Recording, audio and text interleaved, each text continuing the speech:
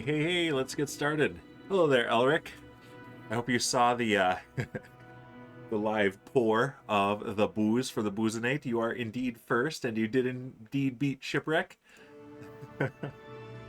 And I got... Here, let me... I do have a hydrate. I just swapped it over to Caffeinate. You can see my coffee there. I need some coffee today, but I do have the drink here for the hydrate, so here that goes. Yes. Oh man, I I wore myself out yesterday with the first craft stream day, and then finishing the day by finishing Stranger Things season 4. That was an emotional roller coaster of a day.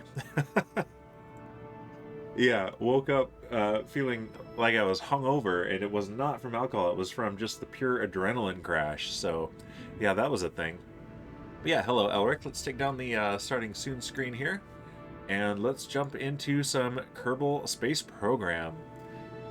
And let me refresh one of the panels in OBS here so that I can actually see my stream preview. There it is. In OBS here so that I can actually see. Now there's an echo. Refreshing it also unmuted it. There we go. Awesome. All right, zoom saved and stock final approach. Here we go. So yeah, I haven't spent a ton of time in prep this week. Most of my time was spent preparing for the Minecraft stream day, which went incredibly well. Was so much fun. So Score Gaming BTW says hello there. Hello, Score Gaming. Good to see you here. Welcome to the stream. Let's see. Let's take a look first at our notifications. I accidentally deleted one instead of just dismissing it. We actually completed the contract for the comet finding. Casual Carrot, hey there. Let's see, that emote, Mr. Chaz? Is that someone I know that's abbreviated? I don't know, but that's quite the quality winking waving bear emote. That's amazing. That's pretty great. Welcome, Casual Carrot. I'm gonna shout you out, by the way. The forward Chase, he's awesome. Okay, actually I might have heard of him then, but I don't think I've seen a stream, so but yeah, Casual Carrot is a friend of the community. I think our final raid was to Casual Carrot last night after our stream day. I wasn't able to stick around, unfortunately, but yeah, it was I spent 12 hours playing Minecraft yesterday, and it was amazing. It flew right by, but man, that left me exhausted. We unfortunately had our first and last streamers of the stream day had to cancel because they were ill. They are also, unfortunately, our newest members of the first SMP, so I was really excited to have them be part of a stream day, but the plague that is still ongoing, it got them, at least one of them, so that was too bad. But I got to stand in for some of that, and holy cow, it was fun. But yeah, last week we unfortunately had a lost Kerbal. Yeah, our friend Kaylee Obsidia, a fellow Minecraft player and artist who also streams. In fact, she is the artist of this here cat. Yeah, so sad. I blame the game. I did not count that as a derp because there was a crude pod, not C-U-R-D-E, C-R-U-D-E, C-R-E-W-E-D, a manned pod that had Kaylee Kerman in it, and yet it did not let me deploy the parachutes because it was not a command pod. So we learned from that, but yeah. Kaylee's Kerbal at a restaurant. Oh no. Oh, that would be a thing. I'm going to stake down the cat. I'm going to leave that, let's see. What else do we got? Kaylee's scrap was destroyed. We're pulling the plug on this one. Oh, geez. Contract parameter failed. Yeah, let's delete that one. Let's delete this one. Let's keep that one. She wasn't even here to see her Kerbal be killed. Oh no, there's a carrot on fire. Casual rage. That's extremely appropriate. So we're just going to close that one. And yeah, we actually completed the Detect Comets contract. So we're going to accept another one because those are some good money, good passive money now that we've got our telescope in orbit. We renamed the Sentinel telescope that comes with the game to COVID. COVID, Celestial Object Vector Intercept Detection Telescope. So that's what has been detecting comets for us. We did, however, save our friend Alpin Glowup, another fellow Minecrafter. She plays on the first SMP, so that was pretty great. So yeah, she's part of our crew, ready for a new mission. And we did a flyby of Eve, the next planet in closer to the sun. So that was a lot of fun. And yep, Alpin Kerman, there we go. And then we're just going to close that one. And she has been informed that her Kerbal died. We're going to do a do-over. We're going to find another Kaylee. So that's the thing. All right, let's check on upcoming events as well. So here's our alarm list. In 24 days, we've got our correction burn for our Duna mission. And 5 days after that, we have an optimal launch window for Moho, the closest planet to the sun. And not too long after that, we have our Dres transfer window. That's a much farther out planet. And then a correction burn for our next Eve mission. So those are the next upcoming events. And even though in this game, unless you have mods that say otherwise, we can immediately launch. We can launch constantly if we want from the launch pad. We are partly in order to, for roleplay purposes, and partly in order to make sure that the clock keeps moving forward and we get to some of these events that are like 2 years out in game. We are putting a 2-week space between launches. So I think we are up for another launch now. But let's take a look. Yeah, we've got our Duna correction burn, then Moho transfer. So let's look at what our current contracts are. We can repair a satellite in orbit of Kerbin. We got kind of screwed on one of these last time. Turns out the satellite that they wanted us to repair was not in orbit of Kerbin. It was on an escape trajectory, and so it got away. It got away right off the bat. So yeah, we got cheated. But this here, that's pretty easy money. So let's do it. And a little bit of science as well.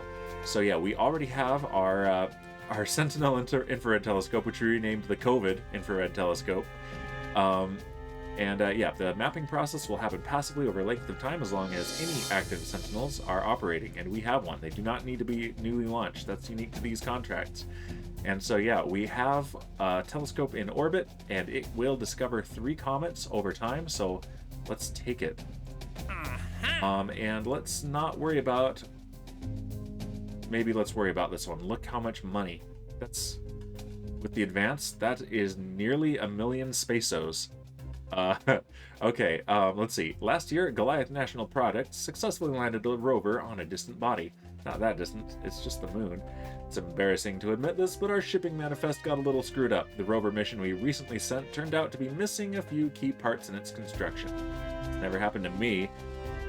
This is where you come in. We'd like you to repair the rover on site, replacing any missing parts, and drive it to the target coordinates to fulfill its original mission. All right, yeah, let's take it. That's a lot of money. And so we actually have a decent budget for developing our next big launcher. So yeah, let's take a look at that rover then. We can look right here in the tracking station. Let's turn on rovers, and it will be Unfinished The Moon Searcher 5Z6ZP. Landed at the moon. Let's look at it. Let's see what it needs. So we've done a couple of these. I think we did one on the moon. The first one we did. Oh, it's of course night, so it is pitch black. Let's look at this thing in the day. Let's time warp just a bit. Let's warp to sunrise, in fact. Which is, you know, a couple Kerbin days long. There we go. Oh, that's an interesting looking rover. It looks like a bug. What the heck? Alright, so what is this missing? We need to upgrade this thing and then get it to its destination. And it's looking at us, giving us the bug eyes.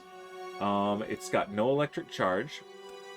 And that's because it has no solar panels. It's got the built-in battery here in the probe core, the Probodobodyne Rovemate probe core, but they can't be charged, which means that these bug antennas, they also cannot make a connection. And are we on the far side of the moon? Not quite, but we are. Our line of sight to Kerbin is blocked, so yeah.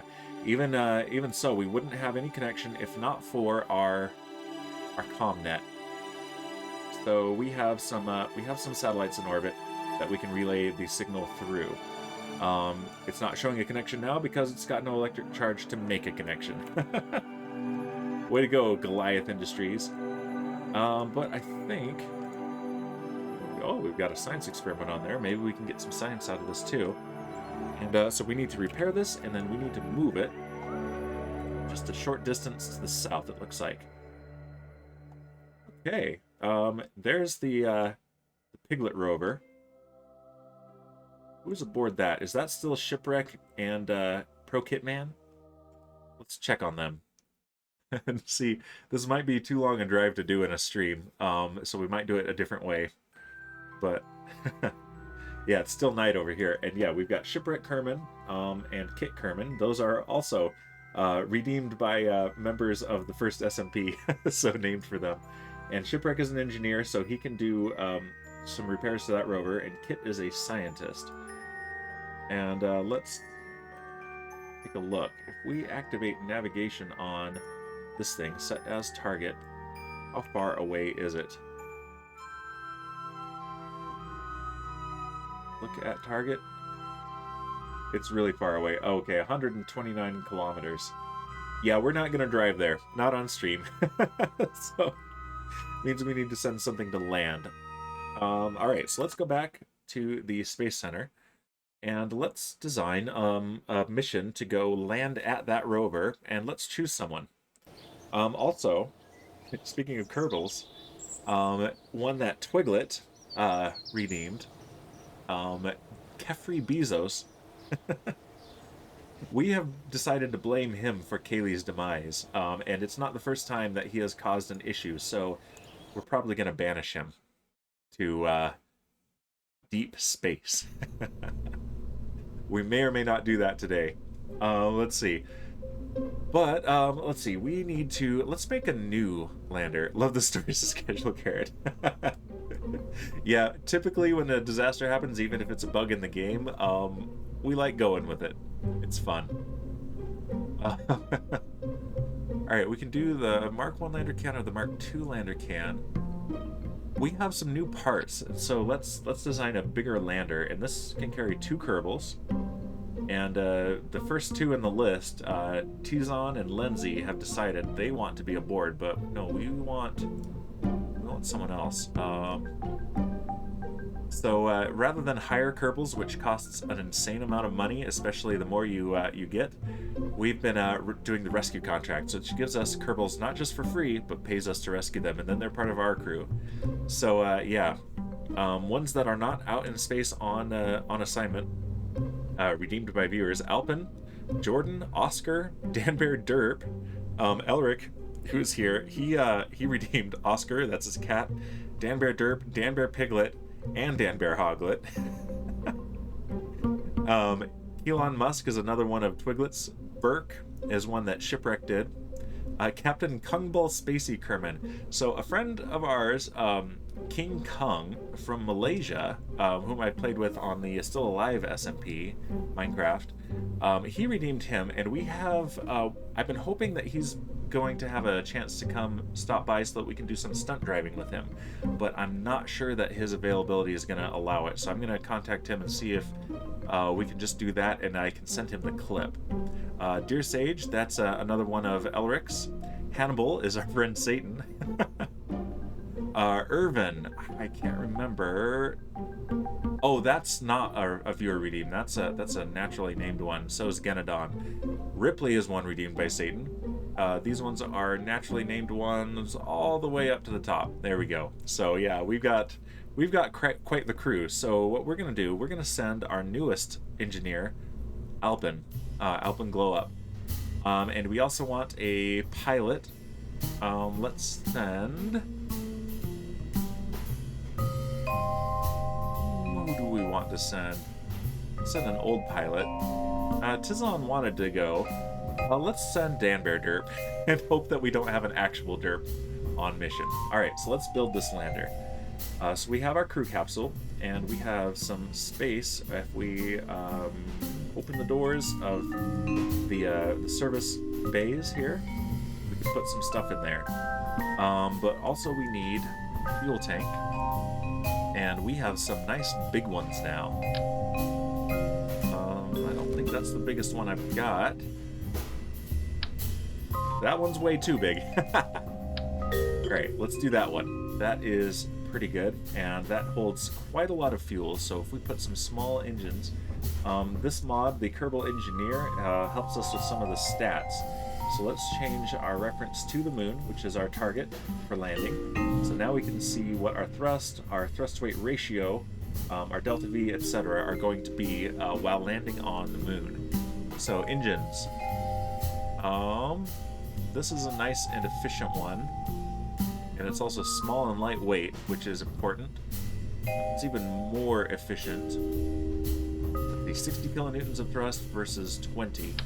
What if we just have one of those? Yeah, we have a lot of delta V. 3.2 kilometers per second is how much we can change the velocity of this thing. And on the moon, we have a thrust-to-weight ratio of anywhere from 5.6 to 14.6 if it's empty.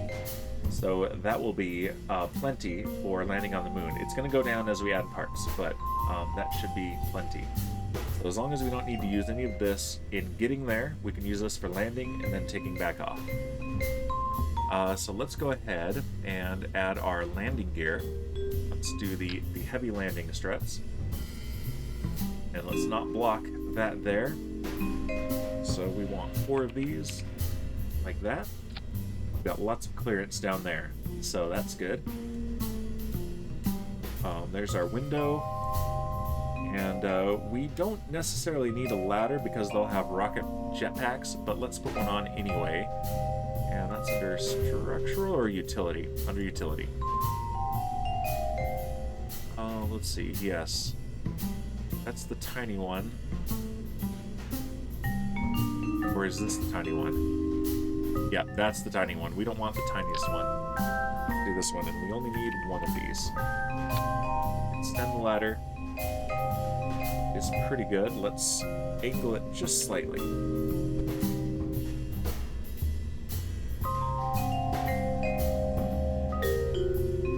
There we go. Now that won't clip into the ground. Or should we put it here so we can get right up to there?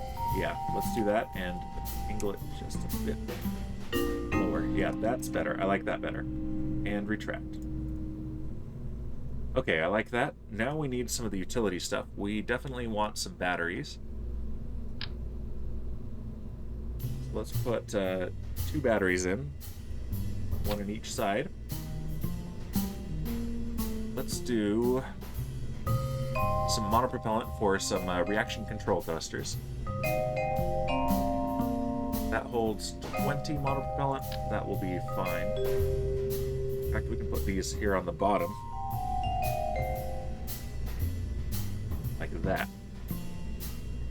And now the thrusters themselves, if I could speak, that would be amazing. That one has 0.2 kilonewtons of thrust. That has 2. Linear RCS port, but no, let's do the thruster block. The words are hard, it's okay, yeah, they are hard. Yes, indeed. Let's see. Yeah, let's do these. They do 1 kilonewton of thrust, and we'll put them here. Let's put them right on these. Now let's see, where's the center of mass currently? It is pretty low. Let's put it right here, and it's not going to move a whole lot because the fuel tank is going to be heavier than the engine, I think, until it is completely empty. So that should be good, and let's make sure that there is no clearance issue here. Nope, we are good. And let's change it to the orthogonal 5-horn RCS port. There we go. That'll give us a whole lot of control authority on this thing. We also want, we might as well put some science experiments on here. I think there might be some that we haven't done on the moon yet. Surface scanning module. Use while landed. We want that for a different mission, actually, so this is not the right mission for that. We are going to send some survey scanners to other planets, though, in the near future. This really isn't a science mission, though. There's a mystery goo unit on the rover we're headed to, so let's not worry about science today. Let's just do those batteries. Close the doors. Actually, we want storage. Let's open the doors. Go to cargo. Surface storage units. Are they gonna do the trick? Put 4 of them on like that, and you know what? They actually look pretty good there. All right, let's take a look. Our ladder is here, and that is going to give us... That's actually not giving us enough torque to worry about, so that's good. But we definitely want to balance these. Alright, if I put a battery in there and then copy that part instead of those ones, I think they'll all have a battery. So it's actually solar panels. That's what we want to put on. It has battery power. We want solar panels. Let's also do batteries. Alright, the small solar panel will be more than enough, I think. We can stack a couple of them, though. We don't need to stack a couple of them. We have 4 once we do this. Alright, that has battery and solar panel. That does not. Boo. Okay, we're gonna have to do this individually then. That's okay. Not that inconvenient. And yeah, that's gonna change the torque, which means that our engine won't have to gimbal so hard to keep the thing upright, which will help with the ease of landing. There we go, back to 0 on the torque. Fantastic. Let's close these doors now. And let's put solar panels on this thing. Put some of the big ones on. Like that. I don't like the Z fighting, but there's not a whole lot to do about it. I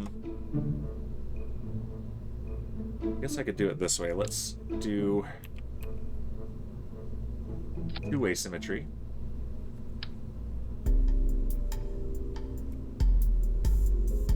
And then this, and if we turn off snapping and offset this just the tiniest bit. There, no more Z fighting. That looks so much better. It doesn't change anything functionally about the craft, but it looks better, and that's a big deal to me.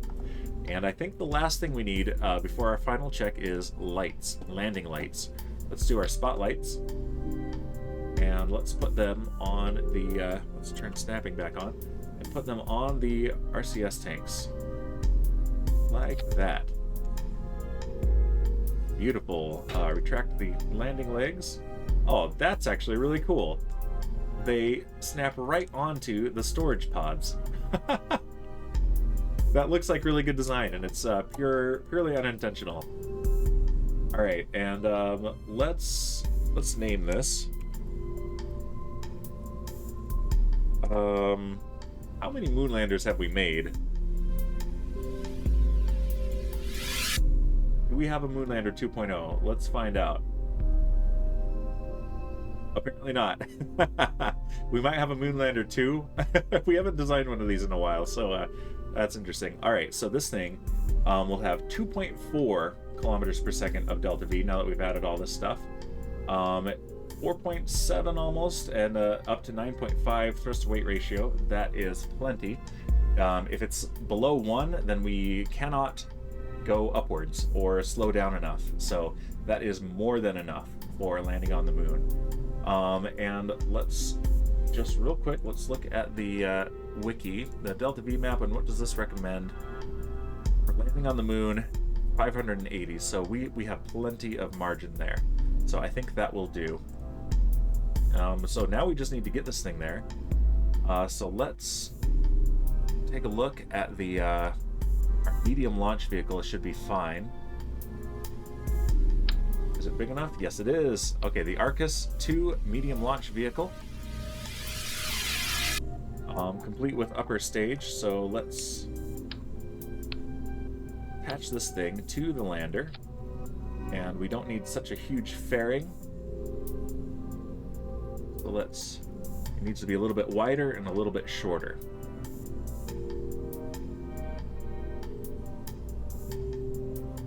Just like that.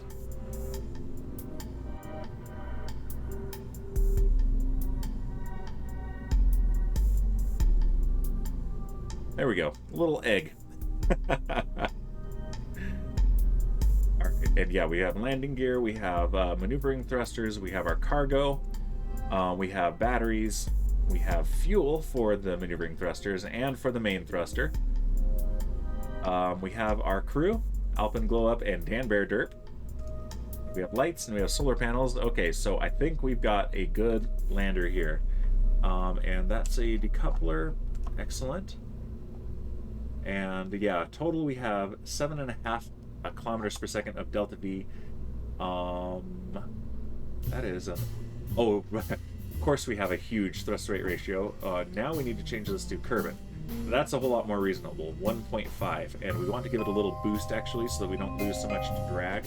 So let's put a few little solid boosters on the side here, just to give it a little help off the pad. Let's get a radial decoupler. Let's just do one for now, and then we'll duplicate it. And engines. What do we want? Grip is too small. Thumper is probably just right. Adding 4 of these will give us 1 meganewton of thrust for about 30 seconds. 42 seconds. Cool. Let's add an aerodynamic nose cone to the thing. Just like that. Now let's copy it 4 times. Line it up just like that. It's not exactly lined up.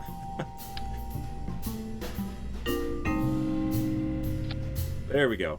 That looks good. And let's make sure that these are in the right stage. So these 4 need to be in the first stage that is ignited, and then we've got the stage. All right, so check your staging. Always check your staging. We've got our boosters, main engine, and the launch clamps first. Then we detach our side boosters. Then we detach the core stage, ignite the upper stage, and then we separate the fairing. And then we separate our lander, and then we ignite its engine. Okay. And yeah, we have almost 8 kilometers per second of delta V here, so that is more than enough, and this is going to cost us less than 50,000 pesos. So, there we go. Alright, we've got our spotlights out here too. Okay, and let's save that again with its launcher on board. Let's take this out to the launch pad. Hey Kaylee, thank you for hosting.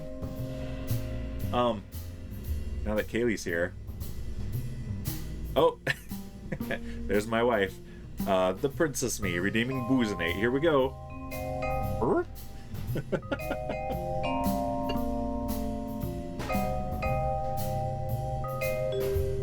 Thank you. My voice definitely needed it. Had those sounds installed custom. All right, so since Kaylee is hosting here, so I presume she is watching this. I left one of these notifications from last time. Contract failed. Recover Kaylee and Kaylee's scrap from orbit of the moon. Kaylee's scrap was destroyed. We're pulling the plug on this one. So at least, I hope it makes you feel better that I lost a lot of money on that. And Elric redeeming Caffeinate. Thank you, Elric. I need that as well. my Stormtrooper mug. Purchased at my last trip to Disneyland with the family a couple years ago now. Pew. All right, now let's take this thing out to the launch pad and send it to space.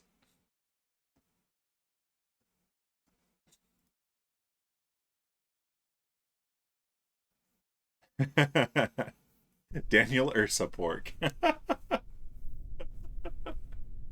Oh, hey, the Fossabot worked just fine this time. Yay! All right, let's put the cat up.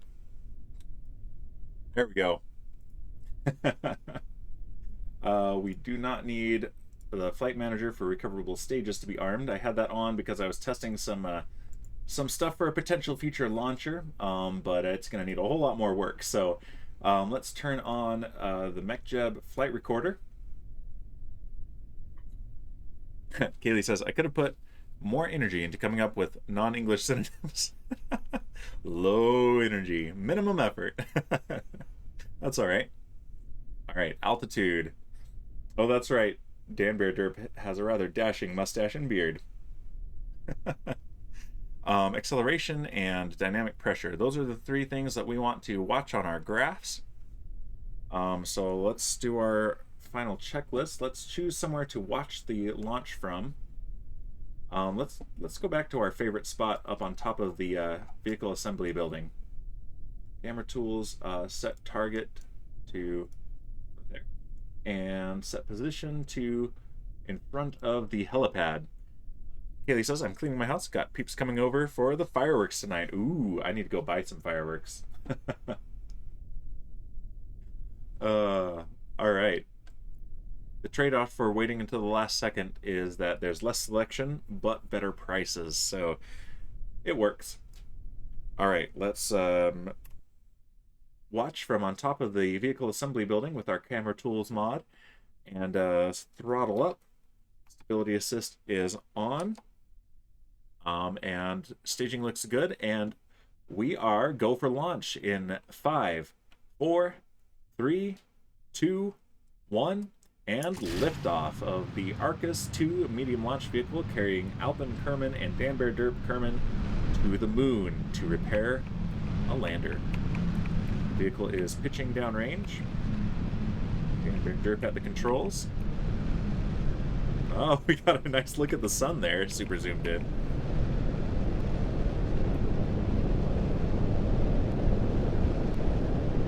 I think it's looking nominal. Vehicle is supersonic, and there's the moon. Holy cow, those were some views. That was awesome. That's our destination there. The moon. We're headed for a high orbit. We have maximum aerodynamic pressure, solid booster burnout, and separation. It looks clean. Pushing prograde. And I'm going to catch up on chat in just a moment here. All right, everything here is looking pretty good, so let's go ahead and close that. Yeah, so, let's see, Kaylee says, actually, I'm making them hot dogs. They aren't planning to stay for the fireworks unless I kidnap them, which I plan to try to do. Good luck. Would you like me to send you a picture of x-rays of people's hands after fireworks have gone off sooner than intended? No, I would rather not. I know what can happen. But thanks for the offer, and hello, Satan. Hello there. Good to see you here. All right, our apoapsis is going up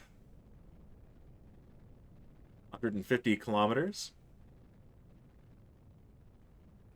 Coming up on main engine cutoff. We have MECO, stage separation, and second engine start.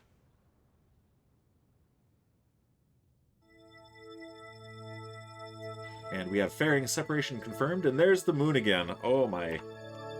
That is awesome. Take a screenshot of that. MECO indeed.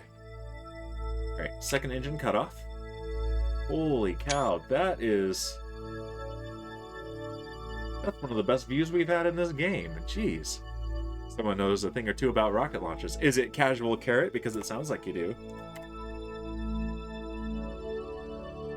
Okay, that was cool. All right, our apoapsis is pretty high. We're going to circularize up there, and then we're going to make our plan our approach to the moon.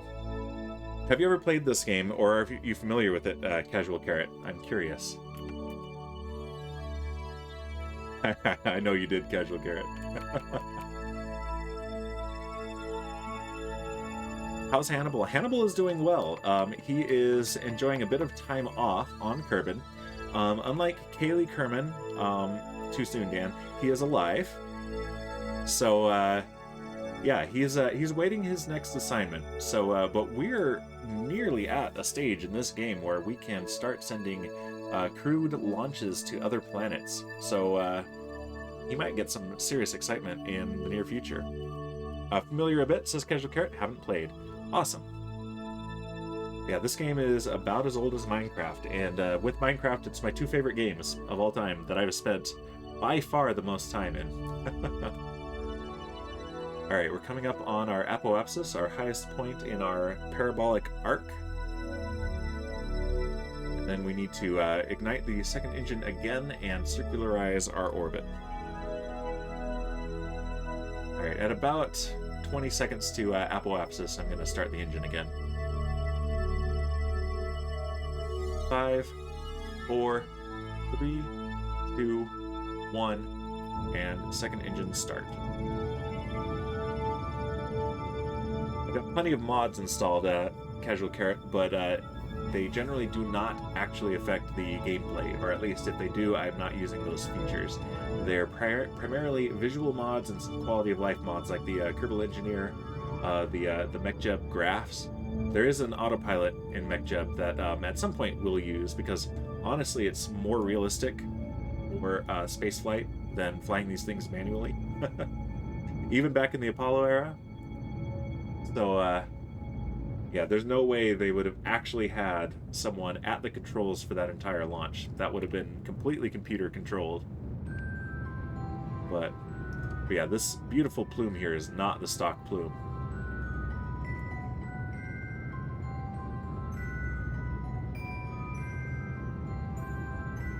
Alright, we're watching our periapsis. Alright, we're no longer going to slam into the planet, and at 70 kilometers, there it is, we have an orbit. Let's make it a little bit more circular. That is close enough. Alright, let's take a look. There's the moon, so by the time we get there, it's probably going to be about here. Let's set it as our target. And we have a little bit of an inclination, but it's not a lot, and honestly, moving into a highly inclined orbit around the moon would be ideal, because that lets us choose more options for our landing site. So right about here is where we want to start looking at making a maneuver. And we want to burn prograde. So let's plan this transfer.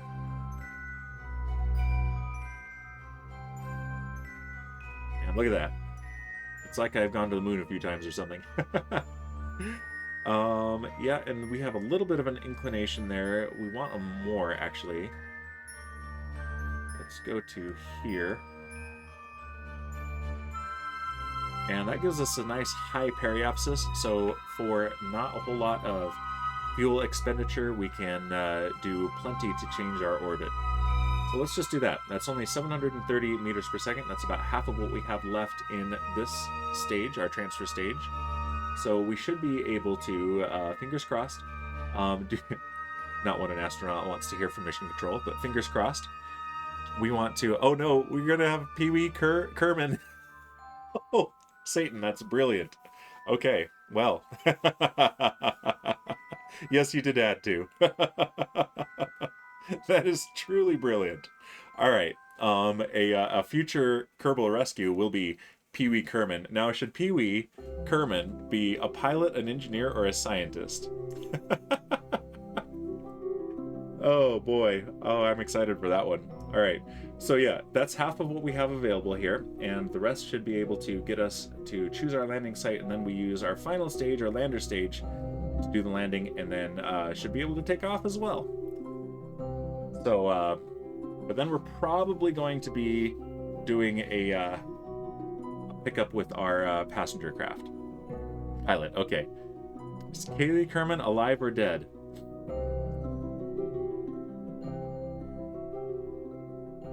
Kaylee Kerman is going to need a memorial service. Sadly. But it cost me a lot of money, so I hope you feel good about yourself. Alright, this is a 36-second burn. It's coming up in 27 minutes. So let's go to here.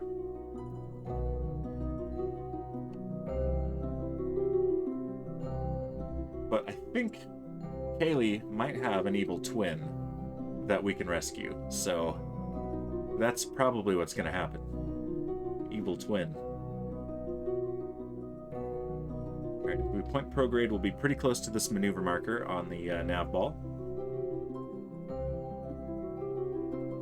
There we go. And then we'll just go to regular stability assist mode and point at that maneuver marker. And we will follow it until it's time to burn. Alright, so about 20 seconds before the node, we're going to go ahead and do full thrust, and then we're going to throttle way back for some fine-tuning, precision fine-tuning at the end. Alright, let's time warp just a bit. I am disappointed, says Kaylee.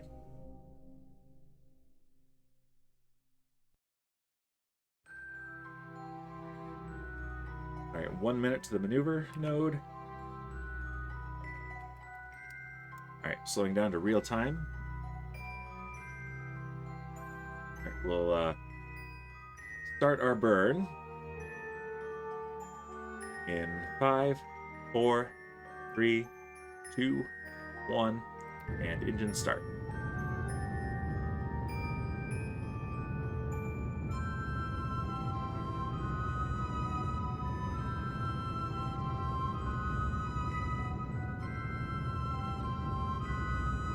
Go. The farther away our apoapsis gets, the more leverage we have, so it will start moving faster and faster.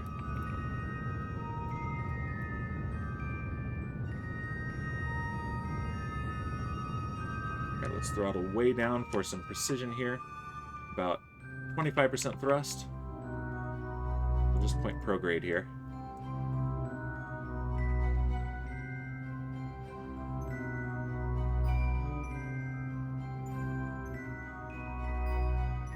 Alright, there it is. That is our capture at the moon.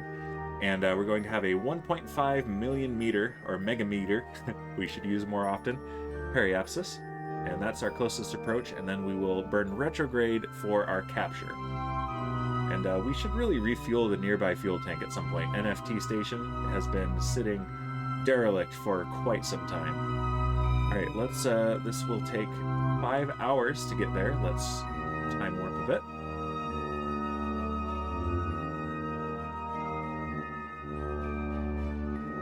There goes Kerbal. We saw the shadow of the moon there for just a moment. And there's the moon, the dark side.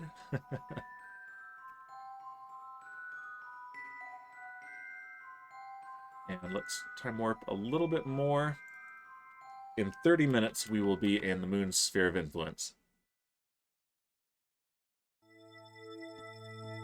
Go ahead and take the cat down here. I know I show that cat a lot because it's awesome.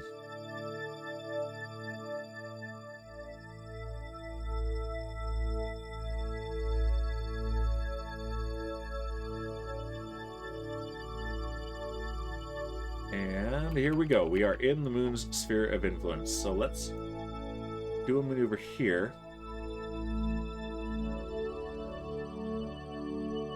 We'll burn retrograde when we get there, and a little bit either normal or anti-normal. It doesn't really matter which, just so long as we have a good inclination so that we have a lot of coverage of the surface so we can choose our landing site well. Let's just warp right to apoapsis, or periapsis rather.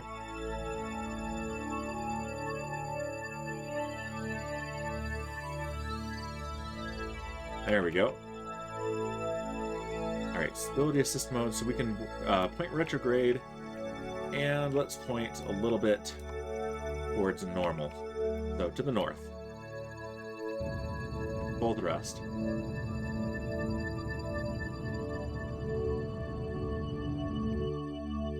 That'll be plenty of inclination. So let's go directly retrograde now. There we go. And if we get a nice low orbit, then we'll have a nice gentle descent for our landing stage.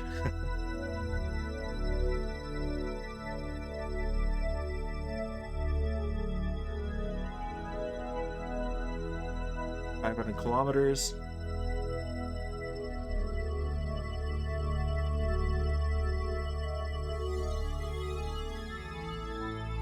All right, 100 kilometers. That is nice and low. Let's now burn to this periapsis, and that's coming up in 3.5 hours. So yeah, we're doing a some productive work. We are very productively passing time until our Duna correction burn. Oh, look at that. We're already in a pretty good spot for this. Not ideal though, so let's go to the periapsis and let's circularize this orbit.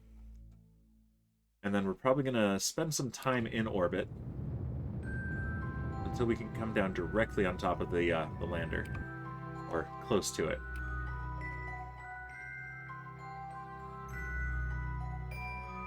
All right, let's see what happens. Let's all right, focus the moon so that our viewpoint will rotate around the moon and not our craft. That'll make this a lot easier. And let's time warp. Let's get another orbit. See if that brings us a little bit more directly over this target, which we will now actually set as our target.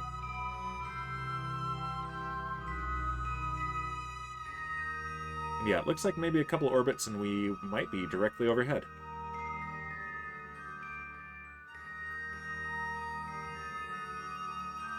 Yeah, next orbit I think will be the one. So let's let this warp us to here so that I don't accidentally overshoot, because that would be unfortunate. And yeah, that is looking nice.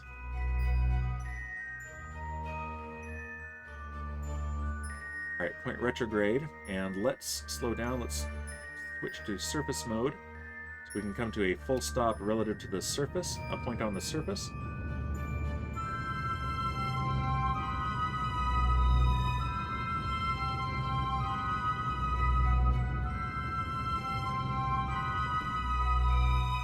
Alright, and that is the last of the fuel of our transfer stage. So let's go ahead and separate that.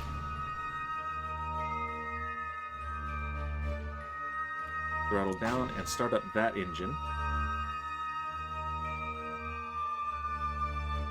And throttle up.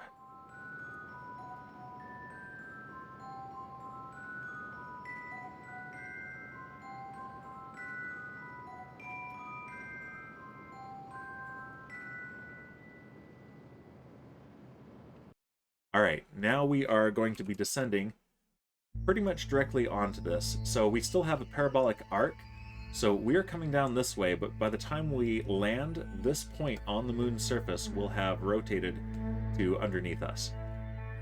The point that we are directly over right now. Alright, our suicide burn, delta V, is going to be about 410 meters per second. And yeah, we have plenty to work with here.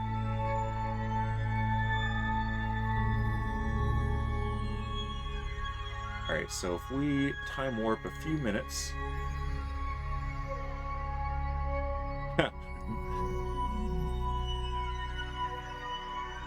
Yes, indeed. So I'm not sure how you want me to pronounce that, but I assume that you are making an abbreviation for suicide burn. Alright, 4.5 minutes. Alright, we are 2 minutes away from this approximate suicide burn countdown. This one usually estimates a little bit conservatively. Indeed, says Casual Carrot. Very cool. Alright, let's point retrograde. Let's extend our landing gear. Oh, that's so cool. There's our cargo. Ah, Princess Me redeeming caffeinate. Here we go. Gotta stay awake for our landing. That's what it is. Shipwreck, thank you for the host.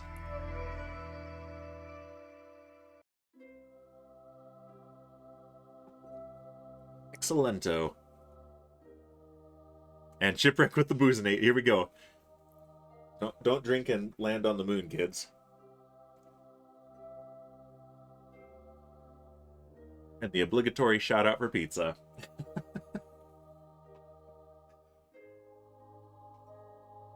Thank you, Shipwreck. Thank you, Princess Me. Alright, let's adjust just a little bit so that we come down a little bit closer to the target.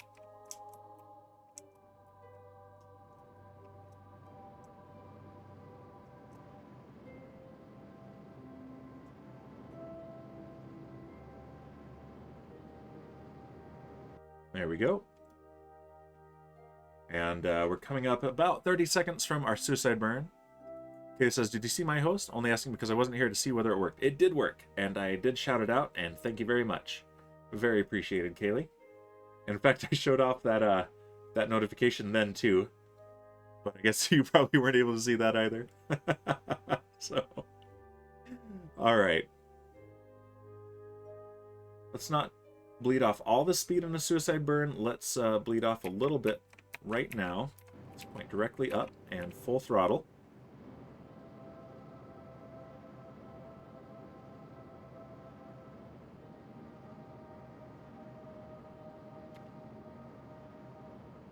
There we go. You had an ad? You shouldn't have an ad. I don't think I have those enabled for anything. I think I've got those ads turned off. Interesting.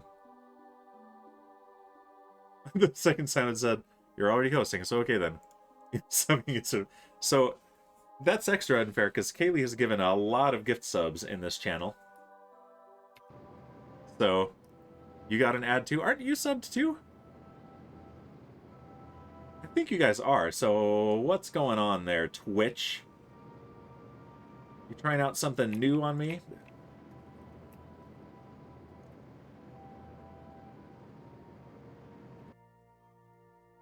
Okay, we want to be in surface mode. Looks like we're going to be a little bit farther away. Lock the camera to this. No, let's not do that. That's terrible. Terrible. You know what always cheers me up? Laughing at other people's misfortunes. Excellent. And slowing down. Just hoping that we don't have to come back and rescue these guys, so... Hey! Thank you, Kaylee. I'm gonna catch that up as soon as we're landed.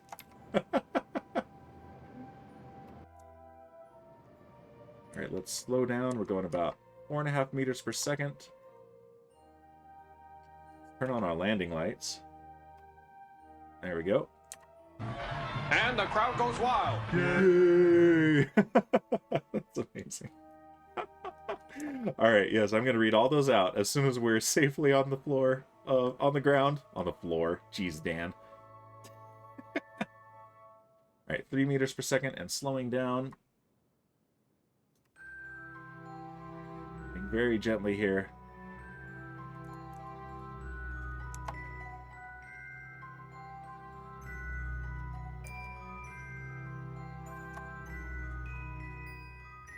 There we go. Look at that. Pro landing. Professional. GG Dan. Alright, let's see. Let's see. Yeah. And then Shipwreck with the laughing at other people's misfortune, and then Kaylee with 5 more gift subs. Jeez, Kaylee. Oh, here are the fanfares. Perfect. I'll read them out as they go. Pete Venkman 84. Yes, indeed, that is my brother. Are we gonna get... There we go. Alpen Glow Up, who is aboard this craft. Look at that. And now subbed as and I am assuming that's Shipwreck who popped a totem. Jeez.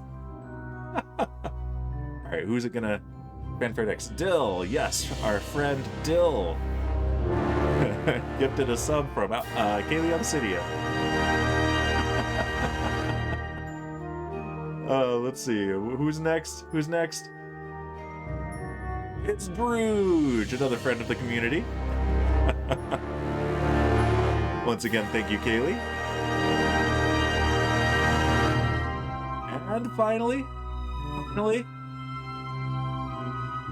my own wife, the Princess Me. Gifted a subscription from Kaylee Obsidia. Thank you again. Why was Pete Beckman not subbed? Isn't he your brother? Yeah, I don't know. Brothers, right? Crummy family G-Stan. Well, you'll notice neither was my own wife. And yep, that was indeed Shipwreck playing Papa Totem as we land on the moon. Thank you, Shipwreck. If only we had a totem for Kaylee. She's been subbed twice, and they both been gift subs. It's hilarious. All right, let's we're not super close. We're 1.4 kilometers away, but that is all right. Let's see. We don't need to be carrying a parachute. And Alpen Glow Up is our engineer. Let's put this here. And does she have room for both the jetpack and a solar panel? She does. In fact, she can put 2 solar panels. And it says that she is overloaded, but it let me do it, so I'll take it. All right, Alpen, go on EVA. And turn on your helmet light. And... we didn't extend the ladder, which is hilarious. Let's extend it. Get out of the way. She wanted to jump. Princess Me says, hey, Dan was the one who told me not to sub. I told you you didn't have to. Alright, we want... choose our target. Rovers. Unfinished the Moon Searcher. There's one on Minmus, too, that we need to do. Or we already did, but we still have the rover there. Alright, and turn on your jetpack. Let's do this the quick way. Whoa! There we go. Boom, and make sure you've got the stuff. Yes, indeed. Excellent. Haley Obsidia. Engineers. The math says parachutes are not needed. Minions. Am I a joke to you? I mean... what's a parachute gonna do here? There's no atmosphere. Engineers. You're an equation. Darn straight.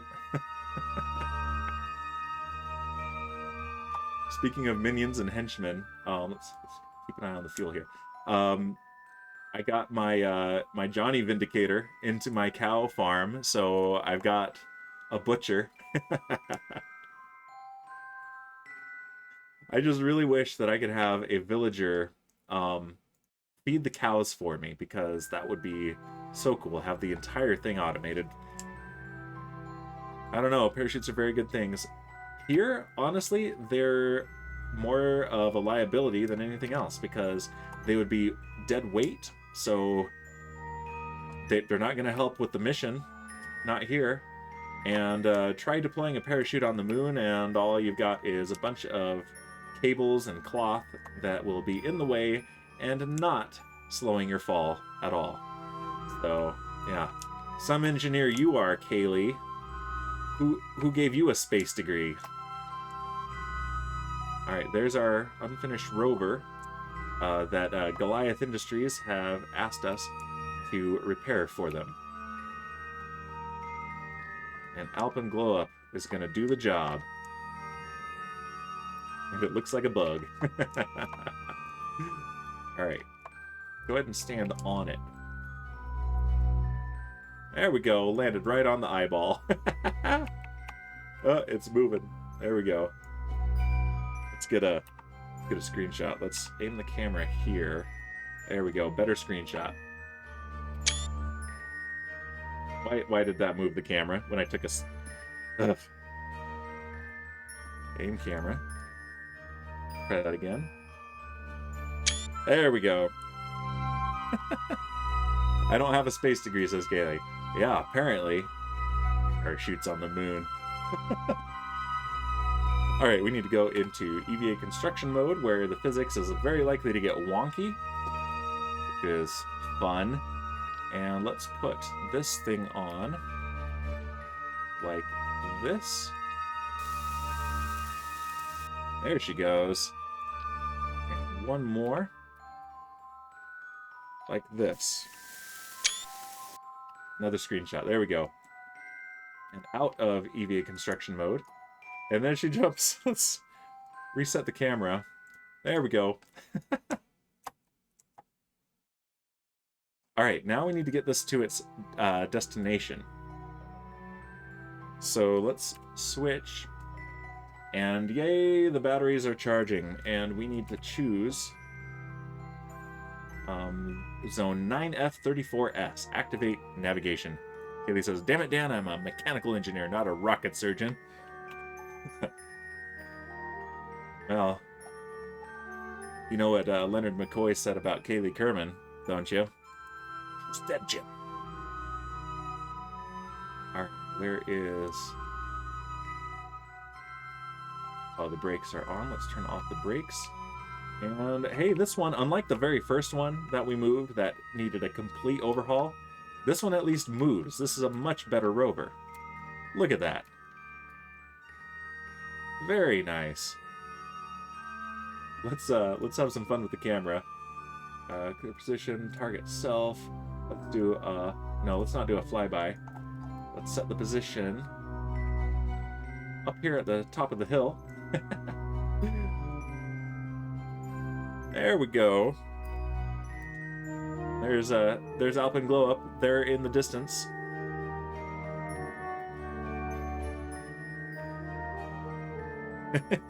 Yes. This is an awesome rover. I really like this one.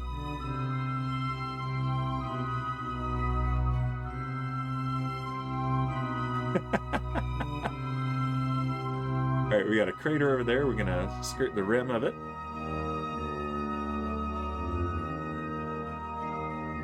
Don't want to go too fast.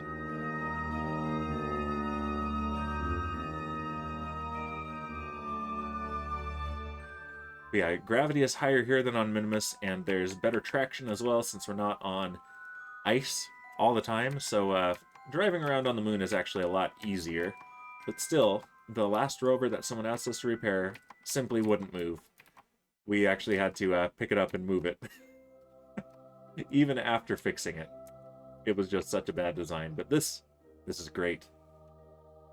And with 2 solar panels, we are charging our batteries faster than we are depleting them, so it's excellent.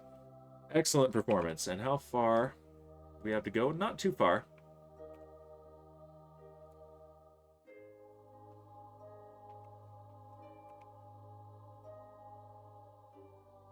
We're going to wait until we see here.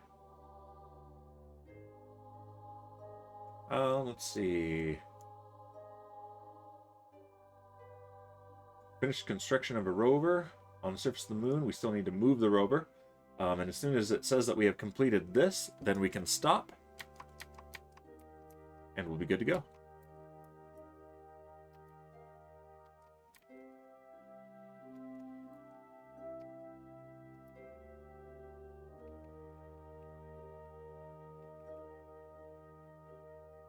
I think we're getting close because it's moving on the nav ball. Our navigation marker is moving more quickly than before.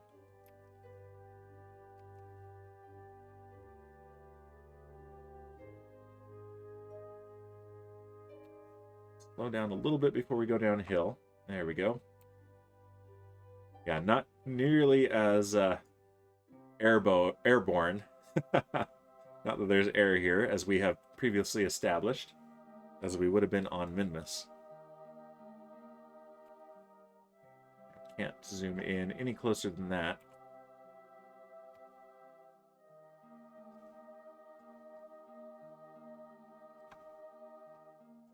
Blah, blah, blah, blah, blah.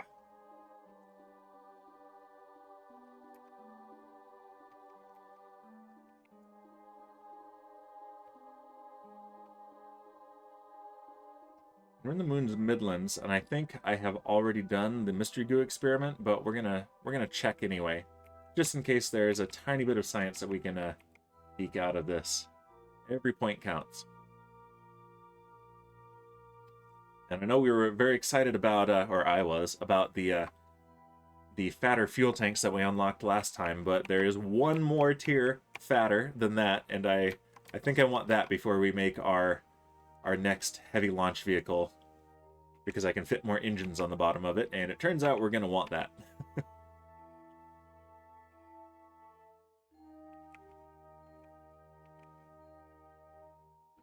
I wish we had more range finding on this. Yeah, there aren't any options for the navigational markers here, so I can't get a precise range on it. Greed, says Gailey. No, practicality. This is me being a good space engineer with my space degree. I don't have a space degree either. Don't tell anybody. Don't tell my Kerbonauts that I don't have a space degree, but I'm sending them on missions anyway.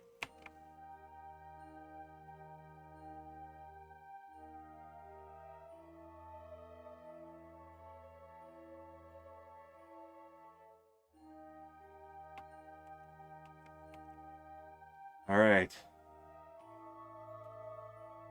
We are getting closer. Do you have a degree? IRL? Technically, no. I've done more than enough work for one, but school bureaucracies, multiple of them, and I kind of butted heads, and I abandoned that pursuit. But I did nearly enough work for a master's in geology, though.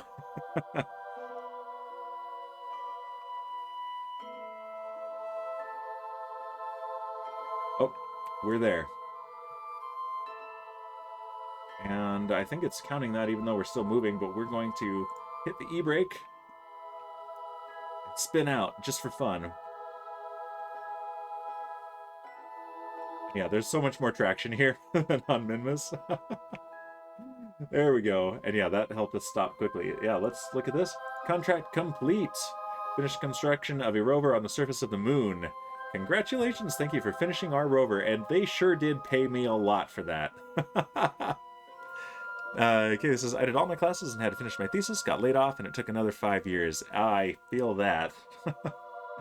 And let's delete that. There we go. And let's see if we can get more science. Observe the mystery goo. So 10 years for a 4-year degree. That's how long I spent before giving up. Okay, yeah, we've gotten everything that we can from a mystery goo observation here without actually returning the sample. And we don't have the equipment for that, so we're going to reset the experiment and leave this thing here to rust. Which it won't do because there's no atmosphere. Yay! Success! Great success! Alright, landers. We want to switch to Moonlander 2.0, which has performed admirably so far. And let's see if we can get this back to our... there it is. Oh, that's the moon searcher. There it is. Set as target. If we can get it back to the station without needing to go out and pick it up, but not sure. I think it says, but your wife picked you anyway, so you got your MRS degree. Yes. I failed to get mine when I was in college. Whoops. All right. Jetpacks. There we go. And take a look at the fuel. We have a little bit more than half our fuel left, which is perfect. We weren't exactly conservative about using it on the way here.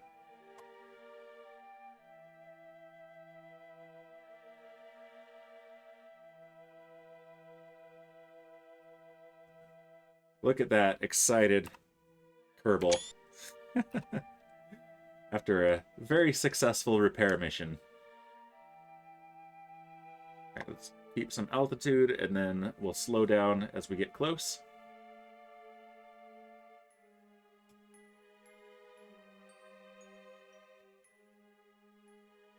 You're floating home after dropping the lander off? We dropped off the Rover. Ah, yes. Yes, indeed. But that was a lucrative contract. Look, we have 3 million Spaceos to play with now. That's a lot of budget for some expendable launchers and research into our next big deal reusable launcher.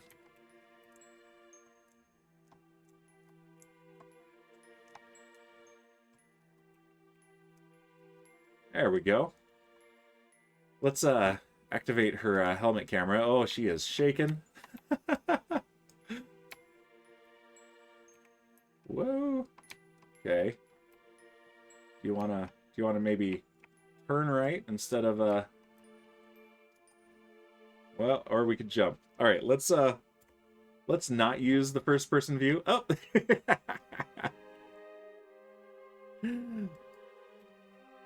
3 million. I don't know what that means. It's a good amount of money.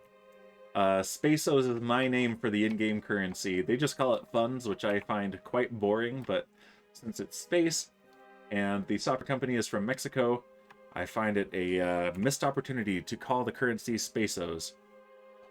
And you know what I dislike? Dishes. Well, I don't like that I can't keep up with them, but I find washing them to be kind of cathartic. There we go. Look at that. Mission success. All right, now we got to go home. Let's switch to orbital view.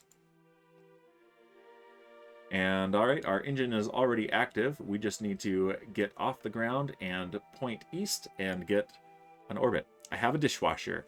Me too.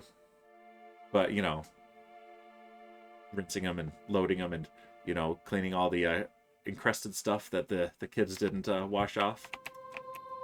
There we go. And retract the landing gear.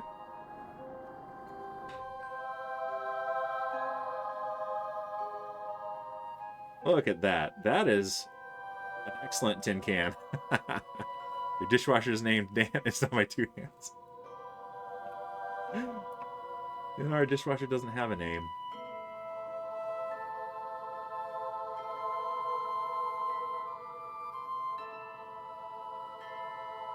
Alright, we're watching our apoapsis rise, and more importantly, we're watching our periapsis rise. That's a flying trash can. Yes, it is. And here's the view from inside. This way. There we go. Look at the surface. Very nice. You should name your dishwasher. Alright.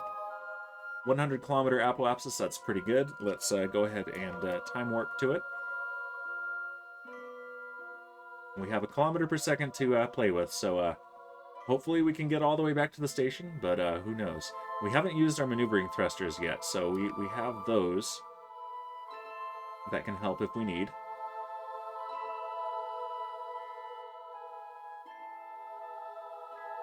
We're on the night side. Alright, prograde.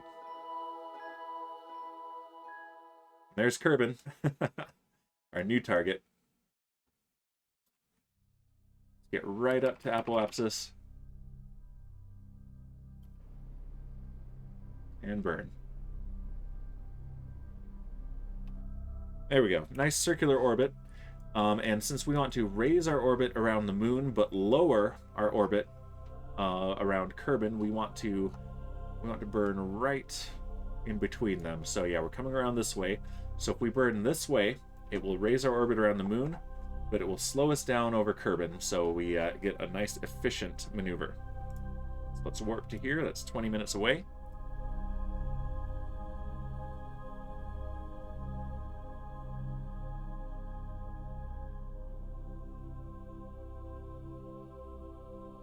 I just got fancy pickles, says Kaylee, at the store today. They're called Sucker Punch. They're fantastic. I like pickles. Pickles are delicious. Alright, and let's burn. Yeah, that's going to get us an escape from the moon.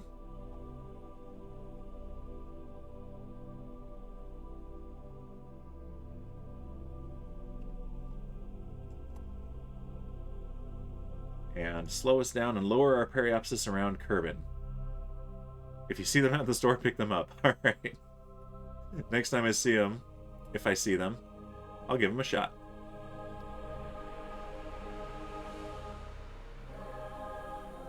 Alright, we want to go for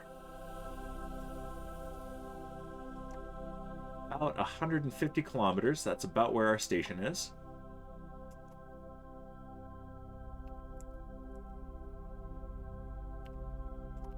There we go. That'll be good.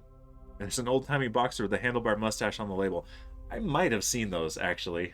I might have seen them before. I'm pretty sure I haven't eaten them, though. All right, let's time warp away from the moon. Let's watch the moon retreat from underneath us. Goodbye, moon.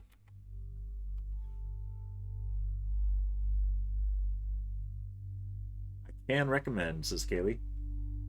Good to know. All right, 100 times speed here in time warp.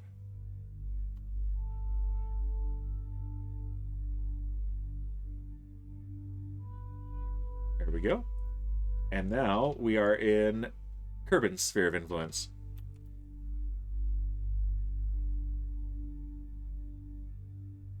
And it's 1 day down to Kerbin.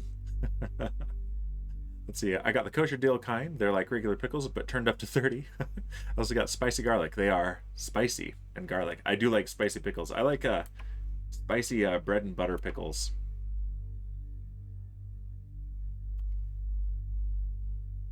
But yeah, spicy pickles are the way to go. Those are sweet pickles. Sweet and spicy is good.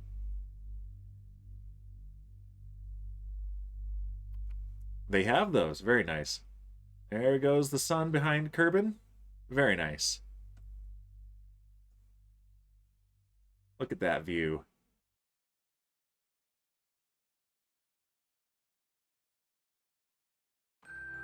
All right, we have 679 meters per second to play with. We need to be pointing retrograde now. And we need to change our target to Arcadia Station. We also have 3 pepper, and I wasn't sure how hot they'd be. Like 3 hot peppers. I didn't want to try them because I was having people over and I wanted to make sure they would be appealing to a crowd. Variety is the key. Alright, we're still 12 minutes away from apoapsis, or periapsis, rather. Might have to check out the 3 pepper if I can find it. My daughter the other day, I think I might have told the story on stream, and you might have even been here, so excuse me if you've heard it before, but we had Taco Bell, and I didn't realize that one of my cats had stolen one of the fire sauce packets that I had opened. And so even though we'd tossed out all the trash, there was one of those available, and my daughter found it, and I wasn't there for this. My wife was, and saw her with it, and rushed to go take it because, you know, we were expecting she'd try it and it would be spicy and there'd be tears. But apparently she snatched it from her, but she still had some on her fingers and licked it off, fire sauce, and was okay. Enjoyed it.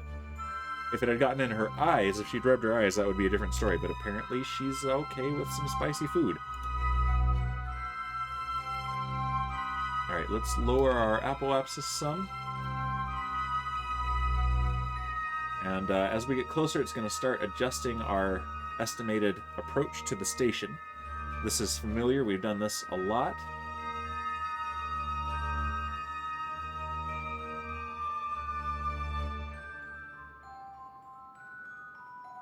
We might want to add a docking port to this thing. This has performed well enough that we might want to reuse it. All right. Although I think I do want more margin on the Delta V in the future, so Alright, here's our intersect.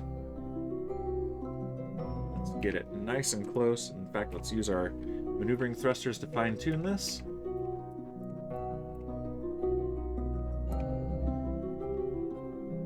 Alright, 7.2. That's about as close as we're going to get there. Alright, and our speed at approach will be 575 meters per second. Yeah, that's... we don't have quite enough delta V for that, unfortunately. Predict your teenage years are going to be rough for you then. I predict that as well, especially since we're going to have two of them at the same time. I'm going to be teaching two kids to drive at the same time. That's going to be great. Alright, let's come back around.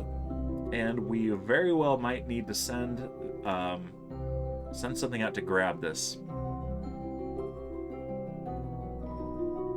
I like how the secondary mission is actually recovering these guys safely. Alright.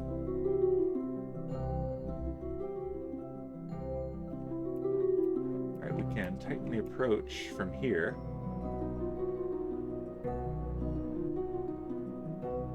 Which is nice. 4 kilometers. 3.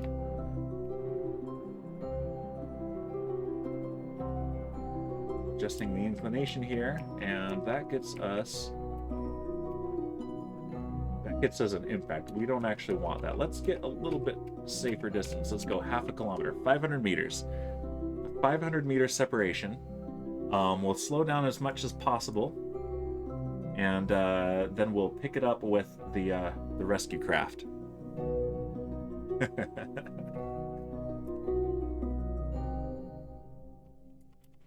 Alright, let's time warp a bit.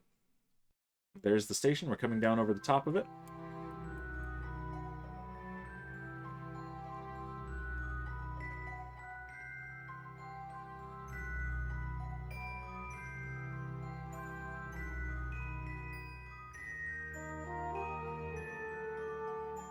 And yeah, we're inclined as well, but that's alright. We're 2 minutes away. Let's switch to target mode. There we go. Look at the target, 60 kilometers away.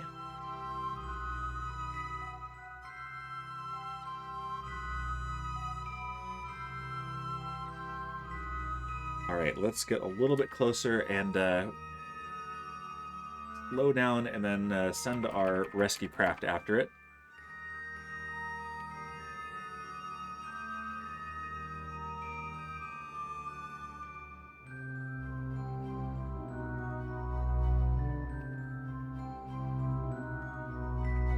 How good are our maneuvering thrusters at slowing us down? Now we've got some speed there.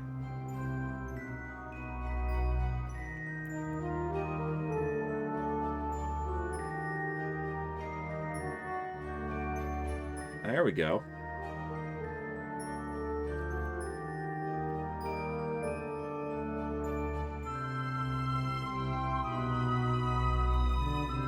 Not as much as I'd like. Main thrusters again. Let's go ahead and deplete these.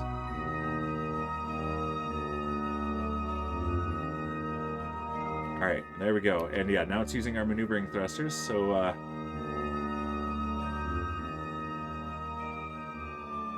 yeah, we're going to be going pretty fast, so it's good that we're not going to have an impact.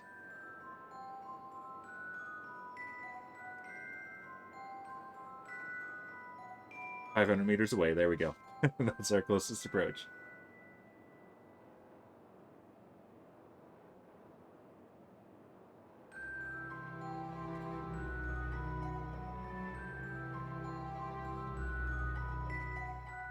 There's the little lag spike as it loads up the station into the physics engine. Alright, cut thrusters and switch. And there it goes. Alright, dock. Go after it, you.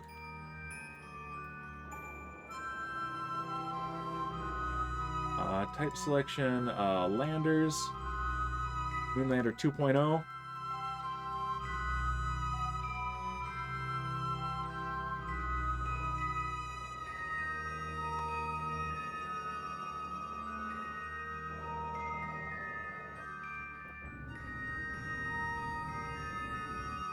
Alright, where is that? This is hilarious. Look at the target. Out there, okay.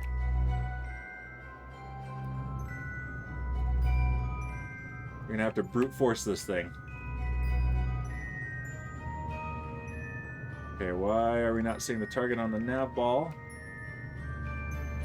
There it is, okay.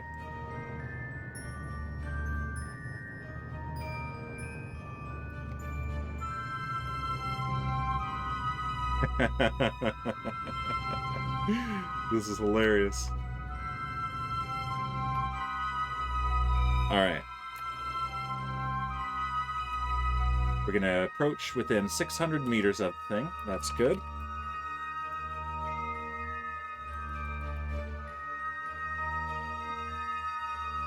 Point retrograde to the target.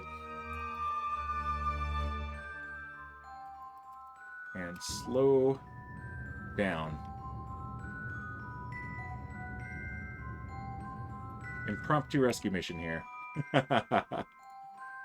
We have the Delta V for this, so we're good.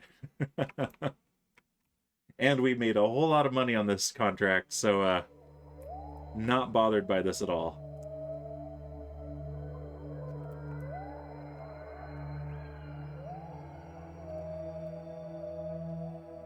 Okay, we're decent on the monopropellant. I don't want to use a ton of it if we don't have to.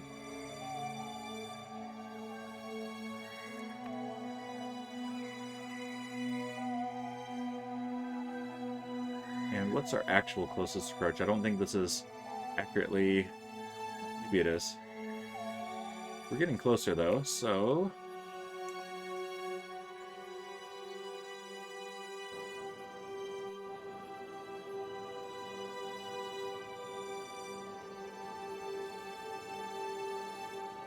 ...700 meters... 600... 500... 400... 300, 200. All right, 80 meter approach. There we go.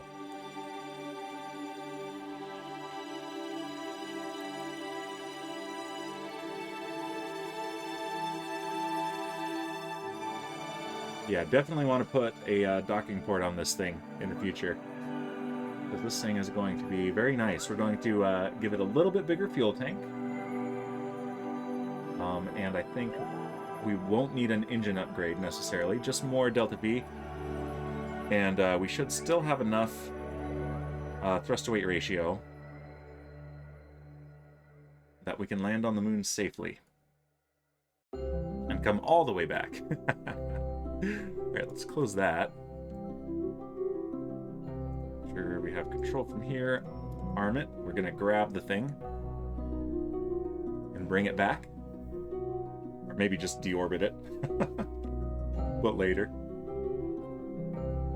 We've left enough junk in space for now. Alright, here it comes on a curved path.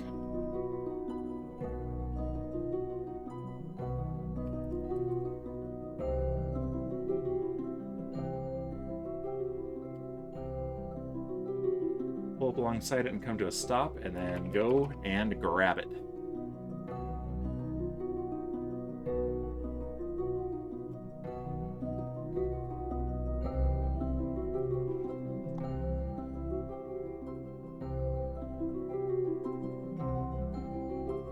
There we go.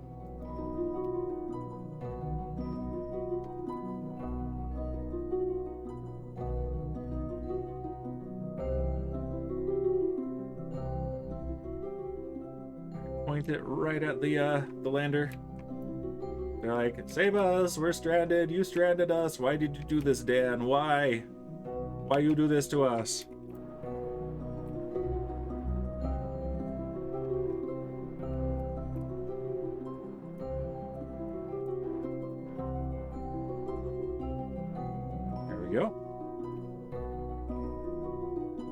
Let's choose a camera to look at. There we go. Let's use the The night vision one, maybe? Or this one? Yeah, night vision one. Even though it's... there's the sun in our eyes, but this is actually helping with the glare. Believe it or not.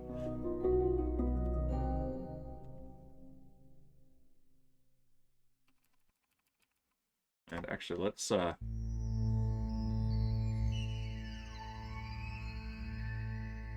switch to this, set that as our target, and let's look away from the target. Let's grab it by the side here.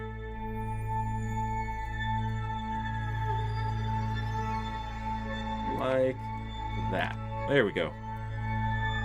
That's better.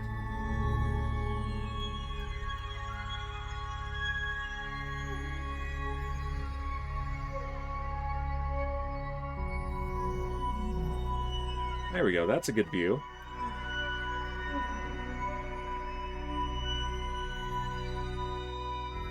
And we're just a bit. Now we're pretty close. We're 20 meters away. Let's slow down.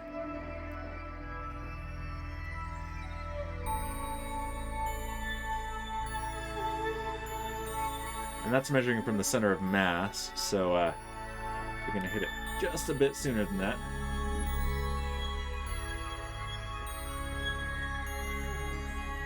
Just gentle.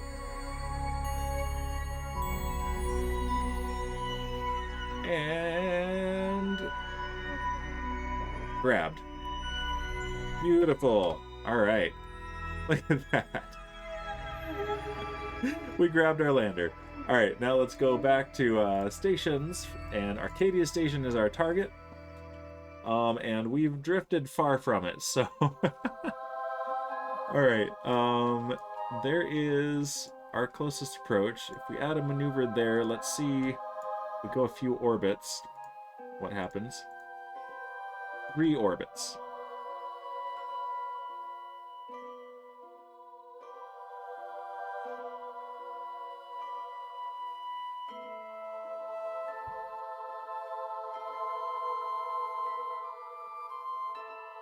And we need to do something earlier than that. Or later? There we go, yeah, later.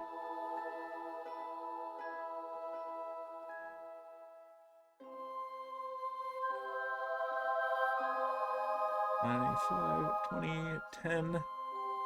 There we go. That 4.9 meter per second maneuver coming up in 2 hours and 40 minutes will get us a perfect rendezvous with the station, and then we just need to match orbit. So let's let's time warp a bit.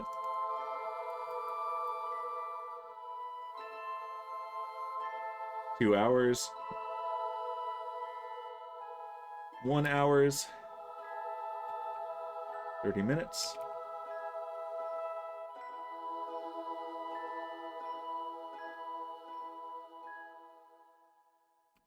All right, it's a 0.5 second burn. We're not even going to use our main engines for it. We're going to use our maneuvering thrusters. Because we need some precision here. And yeah, a tiny instantaneous burst from our main engines is not going to be the precision that we want. Oh boy. All right, 4 minutes.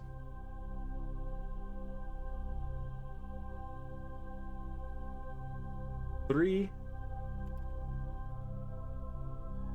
2, and 1. 30 seconds.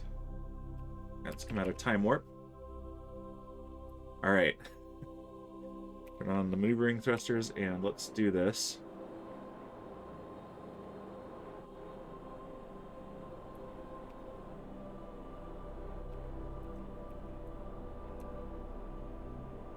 With precision.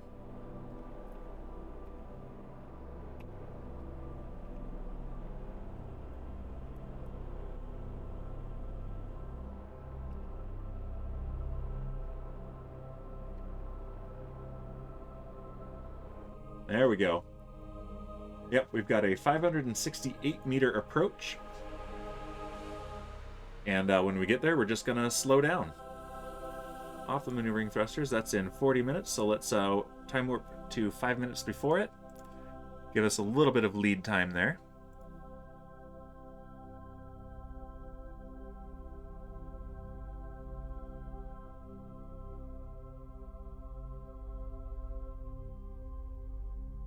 And we've spent enough time that we're basically at our next launch window.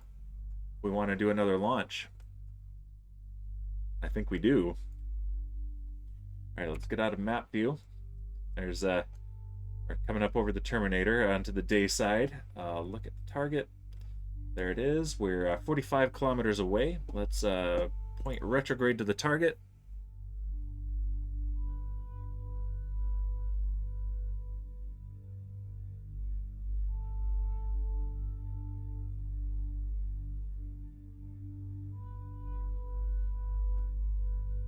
There we go.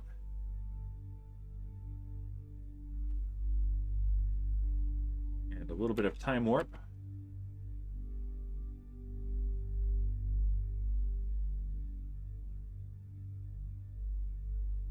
"30 kilometers.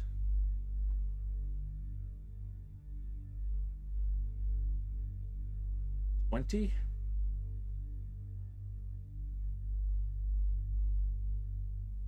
10.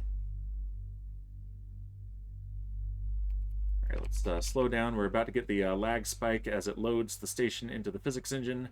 There it is.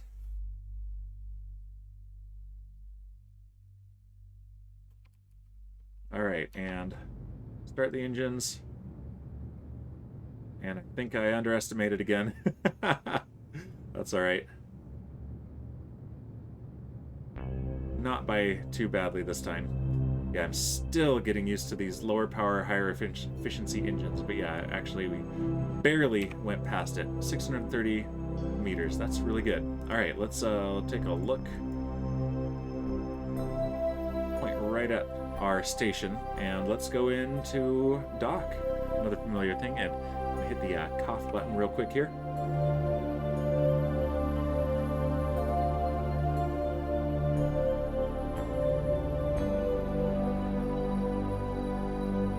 Sorry about that. Had a sneeze coming on.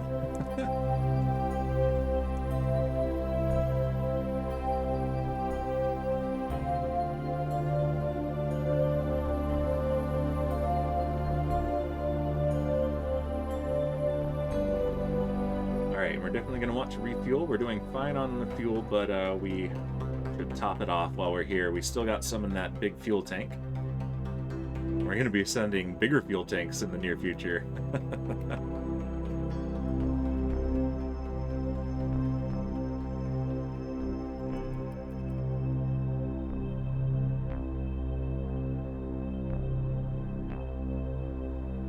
That was the right side already. Yeah, we want to open this. Our main docking port.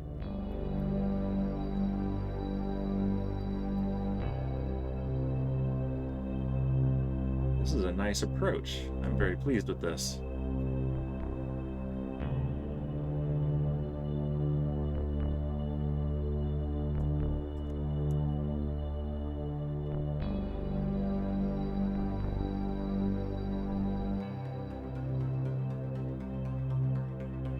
Alright, line this up a little bit and come to a stop, and then we'll use maneuvering thrusters for the final approach.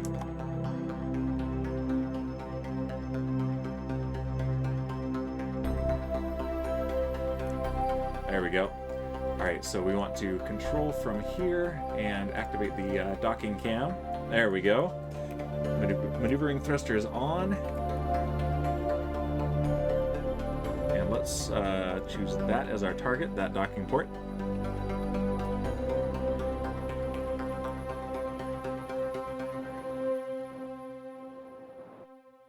Actually, we want to this way, I think. This camera is upside down.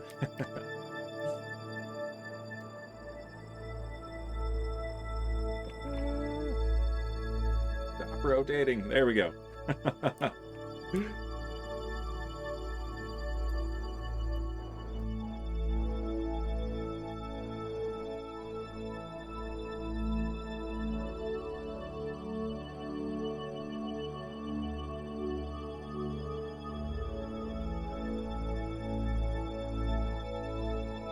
There we go.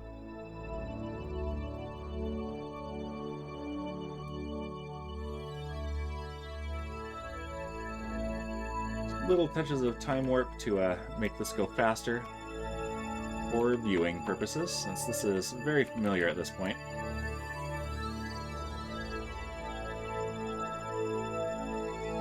Done this many times.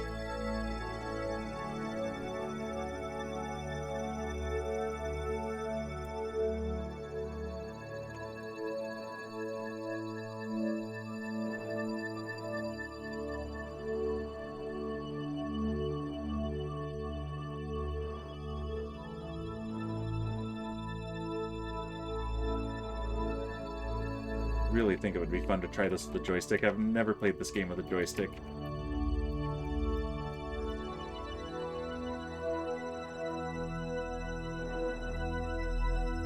Maybe some of that stub money can start being saved up towards a joystick.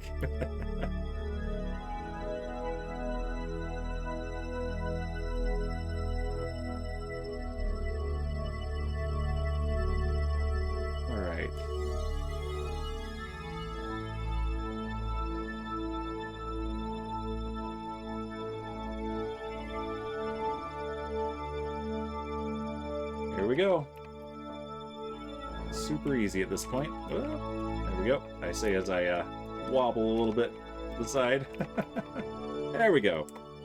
Perfect on the first try. Look at that. All right, Alpin, thank you. And Dan Bear Dirt, thank you for such a successful mission. That went very well. Let's see. We also don't have any return pods, so that's a problem. We are not safety regulation compliant right now. Not even close. While we're here, though, we should do some station keeping. We are at a little bit of an inclination, 1.4 degree inclination. And the more we dock and undock from this, the more our orbit changes a bit. So let's make it perfectly circular. Kaylee says, house is clean. You want me to throw a few dogs on the grill for your family? Absolutely. We'll be right over for the hot dogs. Now I want hot dogs. Dang it. And after, no spoilers, but after finishing Stranger Things Season 4 last night, I really want a pizza with pineapple on it. And I'm not even being ironic. Pineapple is delicious on pizza. Let's see. Kerbal Engineer. Alright, let's get our orbital info, our extra orbital info up. There we go. And what do we want to look at? We want to see our argument of periapsis, I think. No, not argument of periapsis. Shoot, what is it? Let's edit this. And yeah, equatorial ascending node. Okay. Time to put those on and close the editor. All right. Time to equatorial ascending node. Oh, and angle. Nope.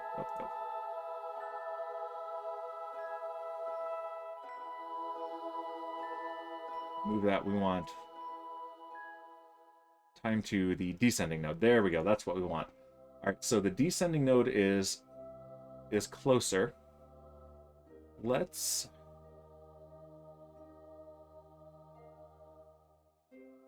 How do we want to do this? Let's control from here. That is a docking port that is pointing that way. And we want to, so descending node is coming up sooner, so we want to point normal. That's incorrect, says Kaylee. No, it's correct. Pineapple on pizza is delicious. So yeah, as we cross the equator, moving south of it, we are going to burn towards the north. We're going to do so very gently with these maneuvering thrusters right here. And that will that will fix our inclination. All right, so we need to take a look here, and that's in 13 minutes. So let's warp 9.5 minutes. Get closer to it.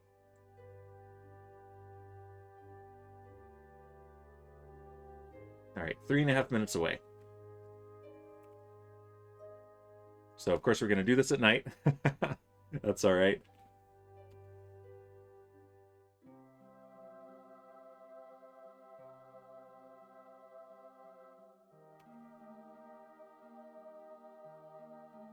Okay. 3 minutes away.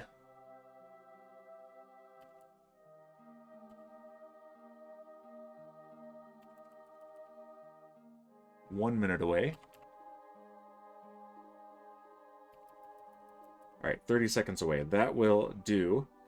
So let's turn on our RCS and let's watch our inclination, 1.44 degrees. And it's going down. Excellent. And I don't want to speed the game up at all. We've got so many parts, I don't want to tempt the Kraken. And yeah, we've got a lot of maneuvering thrusters burning right now. And I'm going to go ahead and caffeinate myself while we do this.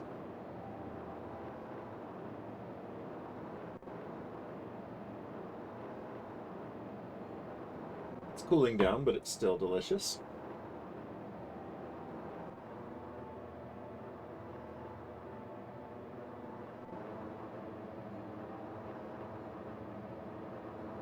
All right, 1.25 degrees inclination now.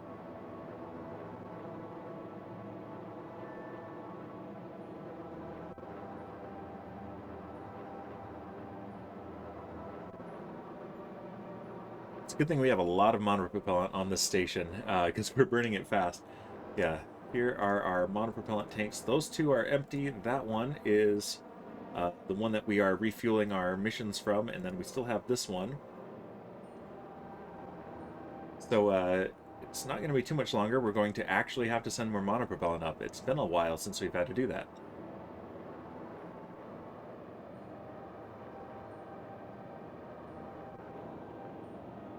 All right, let's get this down to 1 degree of inclination.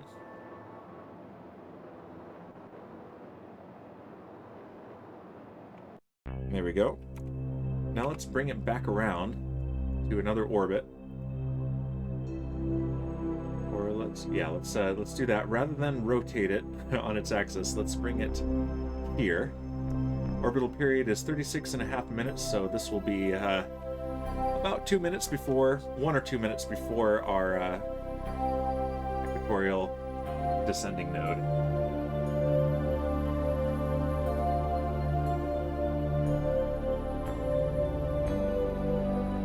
Since the Kerbal Space Center is right on the equator, that makes approaching the station a lot easier if we do it this way.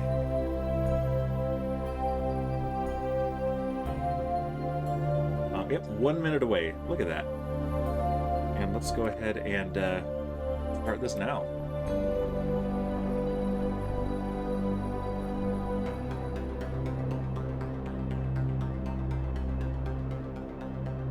This is definitely a maneuver that requires some patience, but it's going to be worthwhile, and it's something that we haven't done before, so... Look at all those blooms.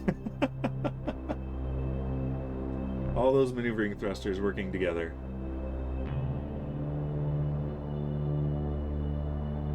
We definitely don't want to use main engines because that would, even if we used these ones on the forklift, it would put a lot of force right along this axis and flex everything else.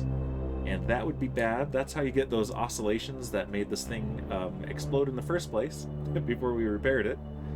And even worse, if we used these engines, we'd have a roll since we're so far off of the center of mass. There'd be a lot of torque involved in that.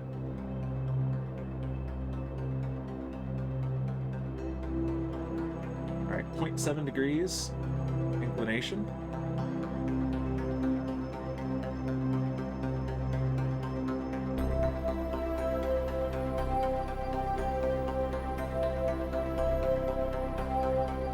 Torque is fun, says Kaylee. The right torque is fun. There are times when you definitely want some torque. This is a time where we want as little torque as possible. When we're rotating the station, we want all the torque. Right now, we want none of the torque. Yeah, if we look at this, the potential torque on this station right now is 3.4 thousand kilonewton meters. Did you watch or read The Martian? Asked Kaylee. I've seen it. It's on my reading list. I haven't read it, but I have seen it. I enjoyed it. It was pretty good. Alright, we're less than half of a degree of inclination.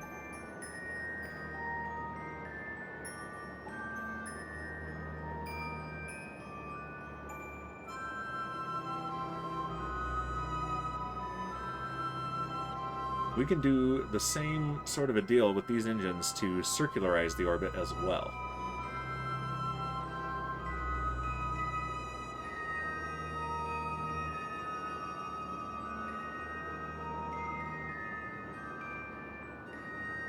We had some torque in the rescue resources ship caused by food liquefying. Yep. That is a legit concern. Issues with payloads. Yeah, I remember that scene. That was quite a scene. 0.2 degrees.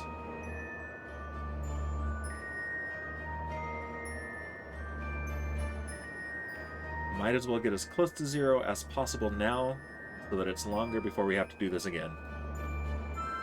And in the future, I'll probably be doing this off camera, now that we've demonstrated the technique and the necessity of it on camera. They explained it in depth in the book. Ooh. Yeah, it is on my list for sure. I very recently finished reading the Expanse series, which I absolutely loved every moment of. Okay, there we go. That is as much as we can do from here. We take another pass to the other 0.088 degrees. Not worth it. Not a big deal. And then I also hate watched the series on Amazon because the TV show of The Expanse is one of the worst things I've ever seen in my life. It's really, really bad. And I am very much in the minority in thinking that, it seems. So, yeah. But yeah, I liked the book, or the movie of The Martian, and I definitely want to read the books. I am reading some of Brandon Sanderson's young adult fiction right now. The Alcatraz books, Alcatraz versus the Evil Librarians. They're definitely silly, but definitely fun. Sanderson is my favorite author. Kaylee says, yes, and one of the people who like it is Kyle Hill, of all people. Yeah, I saw some of his videos pop up when I was doing some searches for it, but there are a couple of space battles that they do very, very well, but like, the writing is nonsensical. Like, it isn't even like, okay, it makes sense that they would change this because it's a show. They can't really show all of that from the book, but some of the stuff that they changed, I just don't understand why they would change that. The acting was mostly very bad. The visual effects were pretty good. Like, the spaceship design was quite good. I liked that. But yeah. I could go on and on and on about how much I hate that show. Alright, but let's not do that. Let's go to the Space Center. Yeah, we have talked about this already. Yeah, don't get me started on it again.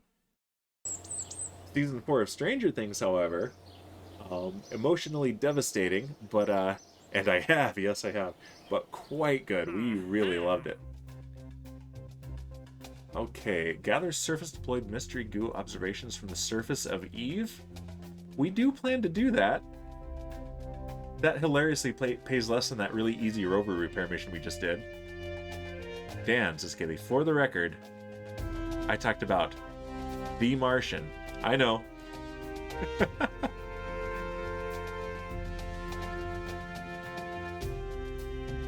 What are you getting at, Kaylee?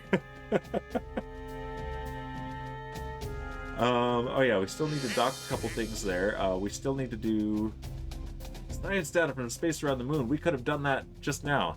That's a derp. I'm gonna derp myself for that. I drove the bus 10 miles away from where you took it. well, okay, but there's a logical train of thought there, because we were talking about movie book comparisons there, and the most recent thing that I read that was science fiction was The Expanse, and so that got me started, because that's a trigger for me. All right, so yeah, we've done that. Let's take a look at our upcoming events now. Our Duna correction burn is in 2 weeks. Our Moho transfer window is shortly after that. We'll probably send a modified version of our Eve mission there. Well, sure, but don't do the whole get me started on this. Well, you got me started on this. Don't get me started on that, Kaylee. Oh, jeez. And as I was typing it, you actually said that's what got you started. Yep. Accurate. All right. So yeah, we've got our Duna correction burn and then our Moho transfer window. Let's see. We've got another hour. What have we got? We have some rescues. We have a new one. We have our friend Isa. During the stream day yesterday, redeemed a Kerbal. Let's look again here at our active ones. So our rescues that we have available. We also have built a new surface outpost on the moon. We'll probably modify the surface outpost that we put on Minmus for that. Position a satellite in synchronous orbit around Minmus, and one around Kerbal. We could do that. We haven't done one of those in a while. Yeah, there's Isa. Science data from space around Duna. We have a mission on its way. Science data from space around Moho. I think we have a mission on the way, and we're going to send another mission. So that one is probably going to be a resource expedition, prospecting satellite. We're working on that. Position a satellite in a tundra orbit around Eve. We have a mission on its way to Eve right now for that. These are both more Twiglet redeems, the Kerbinator and the Warden. And we're soon going to have Pee-wee Kerman as well, redeemed by Satan.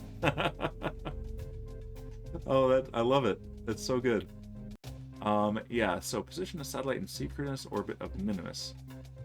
And also dock 2 vessels around Minimus. And it never expires, so we can do that whenever.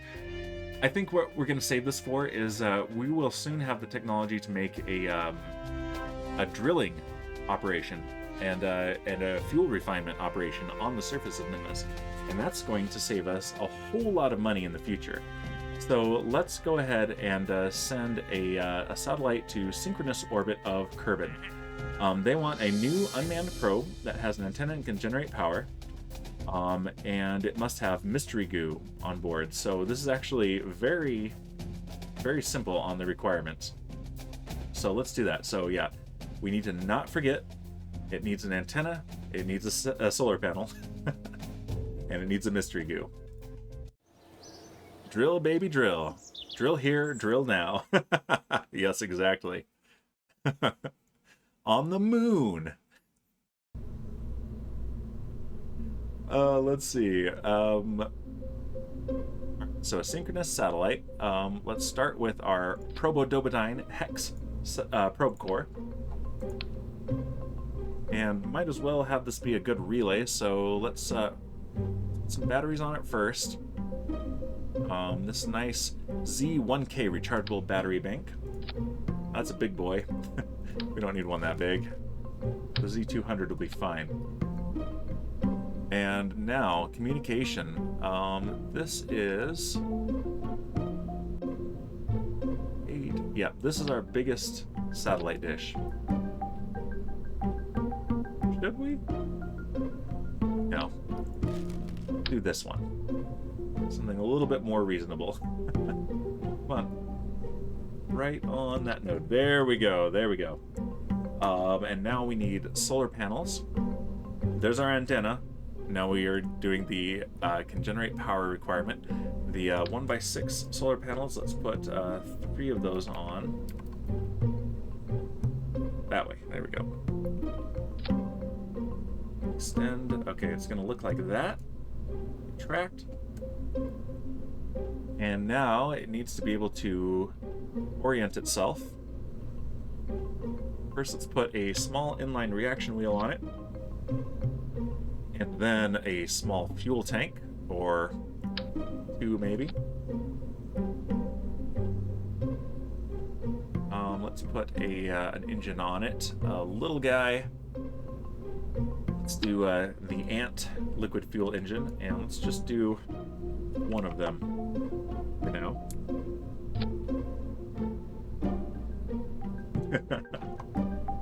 Yeah, let's put it on there bare like that. That's fun.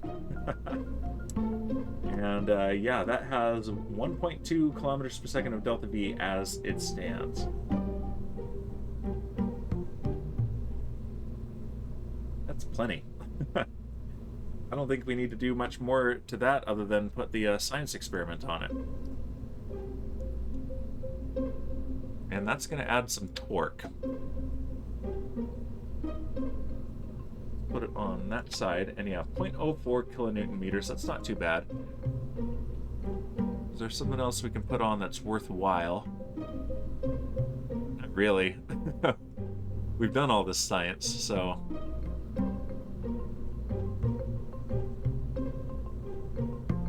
Yeah, so what we can do, though, is shift something else so that this is not so much torque. In fact, we can clip this just a little bit.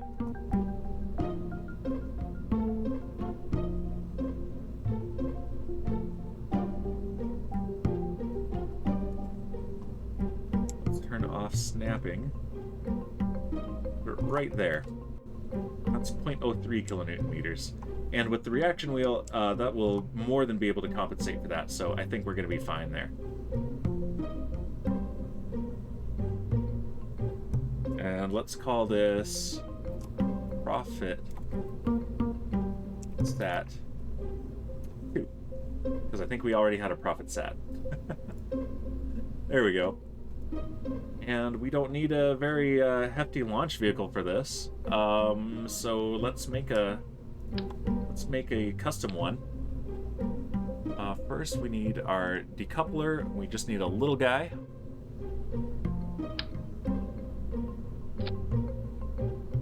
And let's put a fairing around this. That's overkill. There we go. And snapping back on. There we go. Alright, we wanted to do clamshell deploy. Turn up the ejection force a bit. Let's paint it silver, as we tend to do. And let's put an upper stage on this. Fuel tanks. Too small. There's the right size. And what engine do we want? The Wolfhound is pretty big, but if it is bare... Geez, that's huge. It's a super efficient engine, but it's a little bit big for this purpose. Let's scale it down a little bit. The Cheetah is good, 355 specific impulse. And it's the right size, look at that. Beautiful. Alright, coupling, another... This time we want 2.5 meter decoupler. Nope, that's too big. We want the 1.8 meter decoupler. There we go, perfect. Fuel tanks. There we go, that's the right size.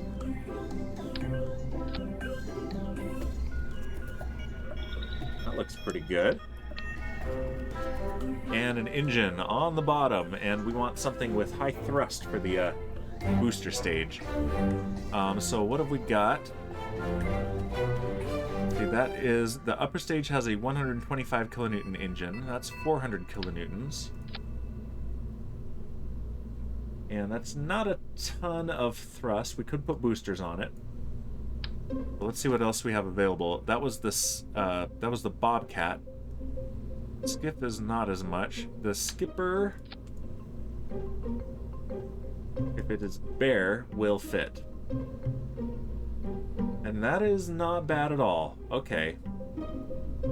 That'll burn for 1.5 minutes and have enough to push us into orbit, and then this thing will take us the rest of the way. In fact, let's adjust the fuel here. Fuel distribution. So we want, let's put one of these on. So we have less fuel in the first stage and more fuel in the upper stage.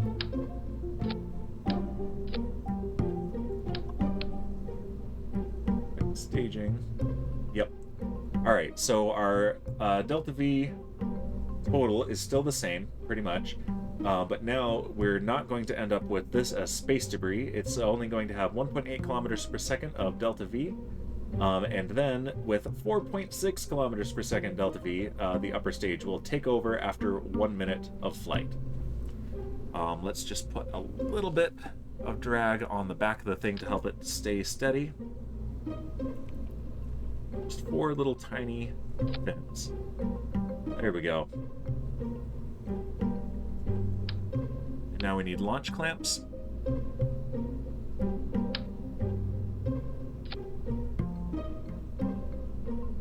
Very nice. And in case of a night launch, let's put some spotlights on it.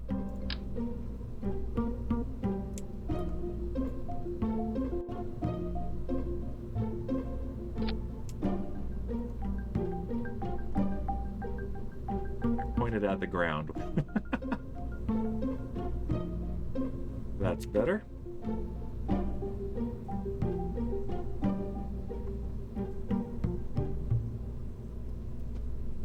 And turn them on. There we go. And now we have an illuminated rocket. And double check our staging. So we've got our launch clamps and main booster engine. This is a little guy. I like it. Stage separation, upper stage start, our fairing, and then our spacecraft separation and the engine on the spacecraft itself. All right. Save Prophet Sat 2, and let's roll it out to the launch pad. Ground crew has had 2 weeks to refurbish the pad. Our engineers have had the same 2 weeks to build this rocket and to take it out to that pad, so now we can launch. And it's daytime. And yeah, we're taking this to a geosynchronous orbit, rather. Let's look at the wiki real quick. And I think this has the information we need. So for Kerbal, yeah, sidereal day length is what we're looking at. No, that's not what we're looking at.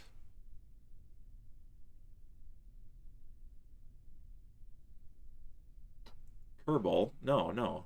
Kerbin. There we go. That's better. Yeah, sidereal day length. I knew that's what we were looking at. So because of the way that the planet changes slightly in its orientation around the sun as it orbits, a day from on the surface is from sunrise to the next sunrise is 6 hours exactly.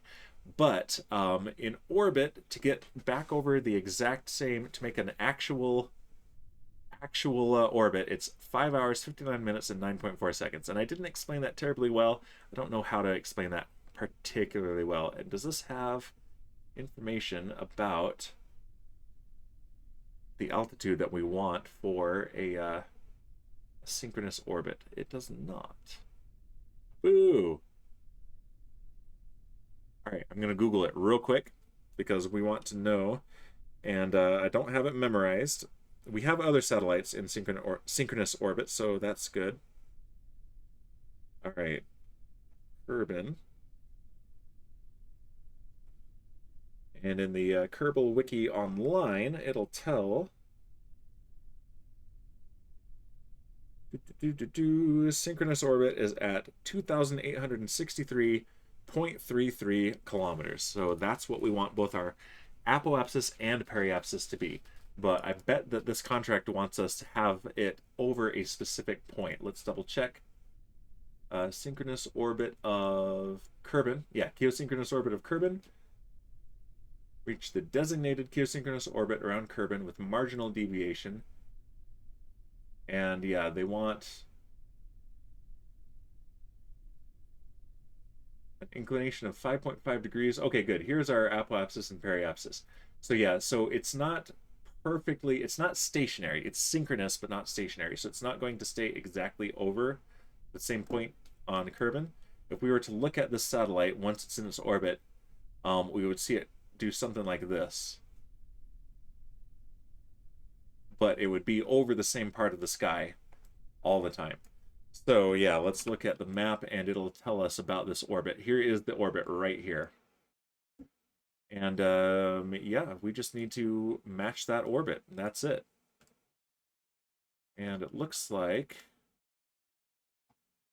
not at the ideal launch window, but it's fine. We've got a lot of delta V to work with. So no more talking. Let's turn on the flight recorder. Altitude, acceleration, and dynamic pressure.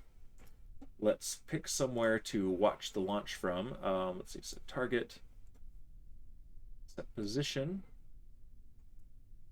And we watched from the top of the VAB last time. Let's watch from over here this time.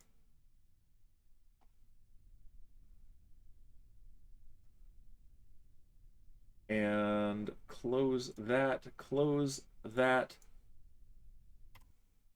There we go. There's our view of the launch pad. All right. Full throttle. Stability assist is on, and we are go for launch. In 5, 4, 3, 2, 1, and liftoff of our unnamed rocket carrying ProfitSat-2 to geostationary orbit.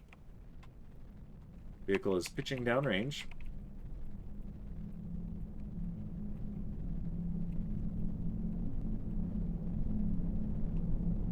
Everything is looking normal.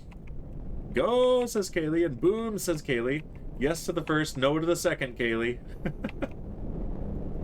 Just went prograde. And vehicle is supersonic. We're going to go for a pretty high apoapsis here. We have maximum aerodynamic pressure.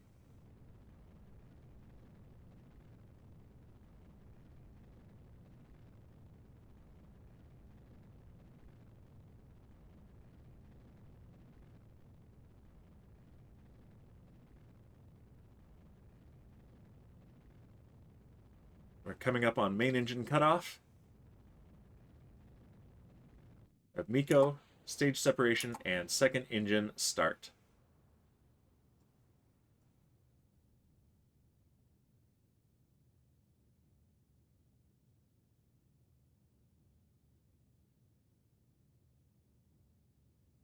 Confirmation of fairing deploy. Shedding that weight gave us a tiny boost in delta V.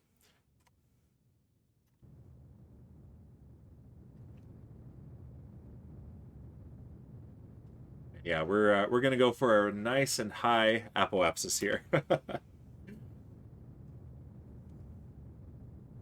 Yeah, might as well shoot for this immediately. You kind of sound like flight ops. That's the goal. That's the idea. I don't know if you've ever watched a SpaceX live stream, in particular one of the older ones where John Innsbrucker used to be their main guy, but that's where I picked up Nominal. He's got kind of a nasally, nerdy voice, but the way he says nominal sounds like Nominal, so I wish he were still doing all the webcasts. He is a lot of fun.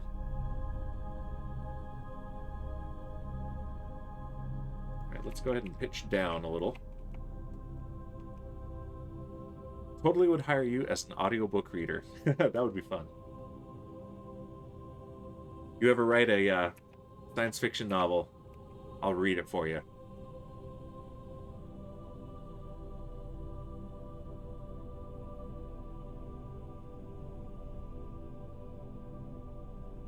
Yeah, this is a longer burn, a much more efficient, lower thrust engine, so it takes a while to burn through the fuel, but it does so very efficiently.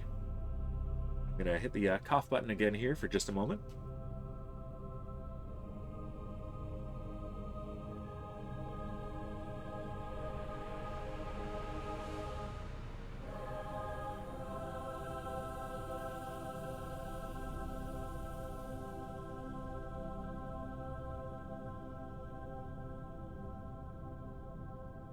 Yep, sorry about that.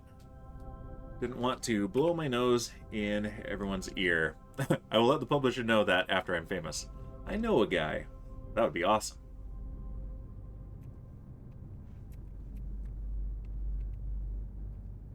Okay, let's point towards the horizon now.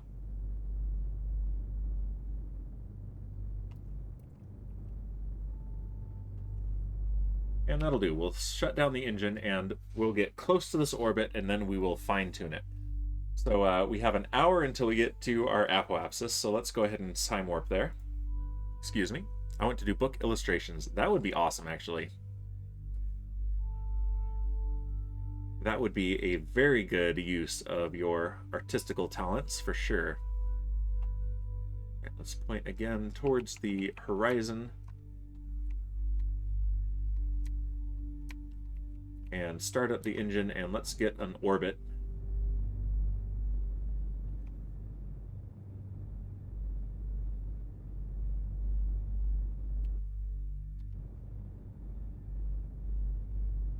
There we go. So now at least we are not going to crash back into the atmosphere, so that's something. Let's actually point radial in. That'll push our periapsis more than our apoapsis here. There we go. So now what we really need to do is adjust our relative inclination. Let's pin these. And here at the ascending node, we want to burn anti-normal. So right about here.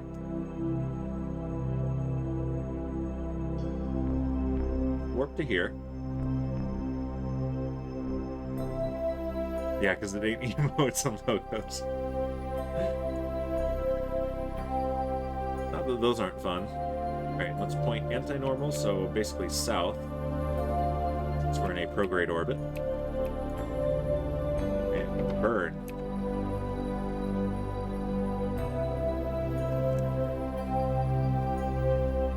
Alright, and that has us right in plane. Okay, perfect. So now we need to adjust our apoapsis and our periapsis. Let's point prograde and circularize a bit. There we go. And now here at periapsis, we'll push our apoapsis to match that one, and then we'll come back around and push our periapsis to match, and that should do it. So right here, let's warp here. That's an hour away.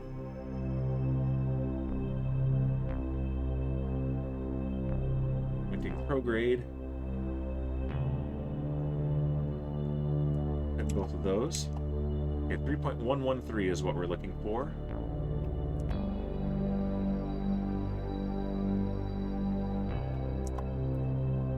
There we go. We're very close. All right, now we need to warp to apoapsis. That's 2.5 hours away.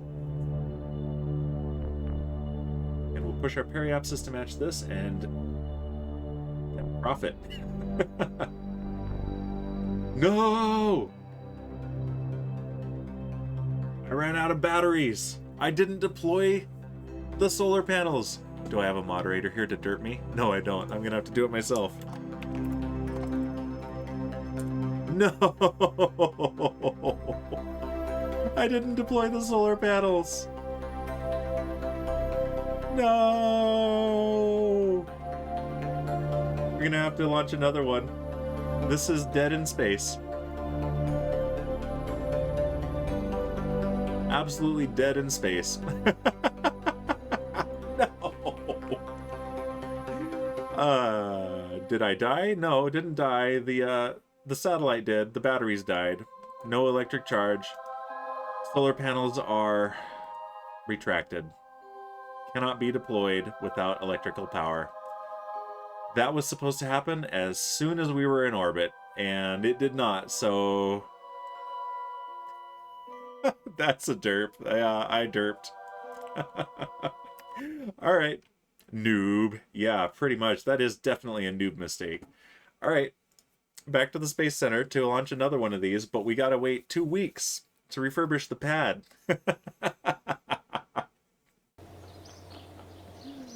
Dope. Alright.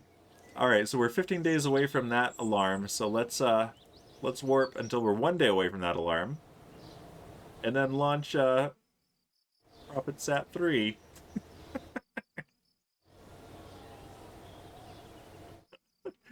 Classic.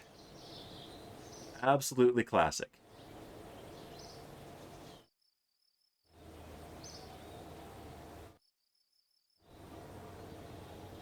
At least that was not an expensive rocket. Okay, it says I have to go fire the grill and put my iPad down. You underp or something. Alright, I will. Enjoy your hot dog cooking. This was going so well, except for that one stinky derp. Alright, next morning. And let's just pull that right out of here. Let's see, ProphetSat. Yeah, I don't know why sometimes it puts this in here twice, but those are identical. Yeah, Prophet Probe is what I called the other one. Okay, ProphetSat. that's fine. Yep, that's the one, and let's launch it. Oh, that's embarrassing. Why, Dan? Why you do this? All right, I'm gonna finish off my coffee and then disable the caffeinate while this loads up.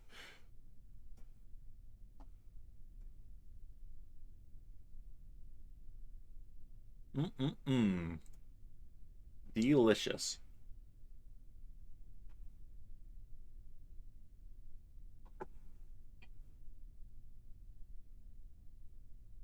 All right.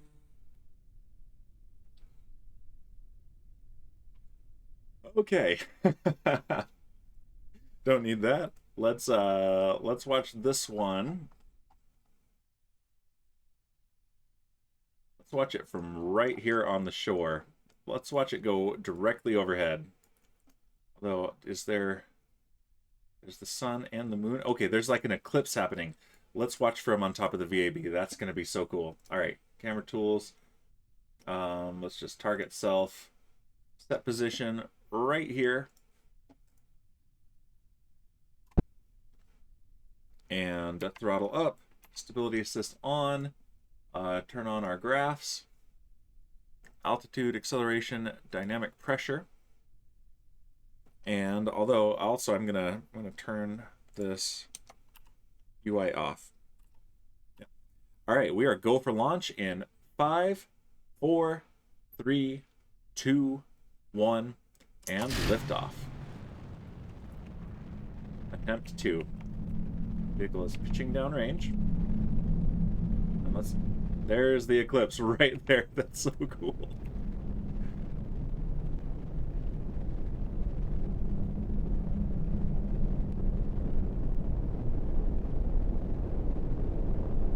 Okay, we want this. Everything's looking normal again. Don't let me forget to deploy the solar panels. Vehicle is supersonic.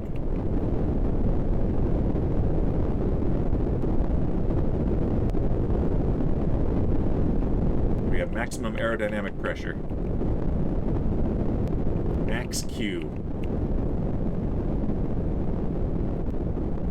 And more space junk to clean up later. Jeez.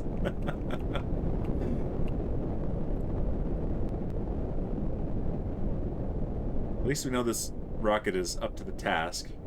Don't know about its pilot. Alright, MECO. Stage separation. And second engine start. That booster will burn up in the atmosphere, not littering space. Fairing separation confirmed. Close that.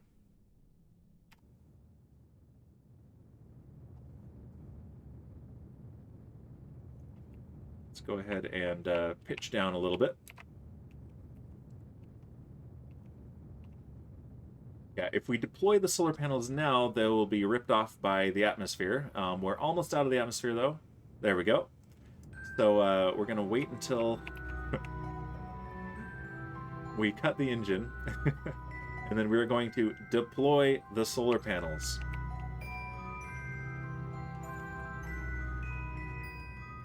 Okay, let's go ahead and pitch down to about 15 degrees.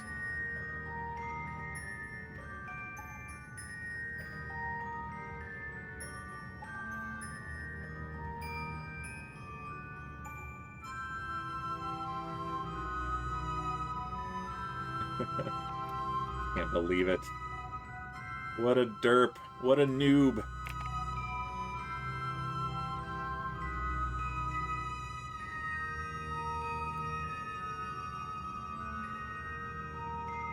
And we're right below the descending node, so if I point north a little bit,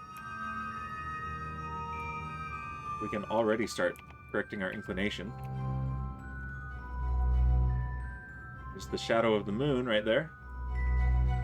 Wait. Better. There we go.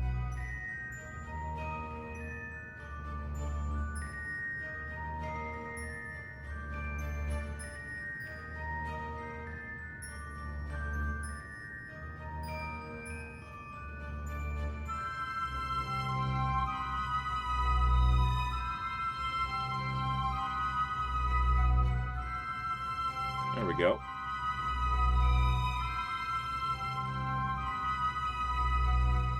Not bad. Let's point prograde again.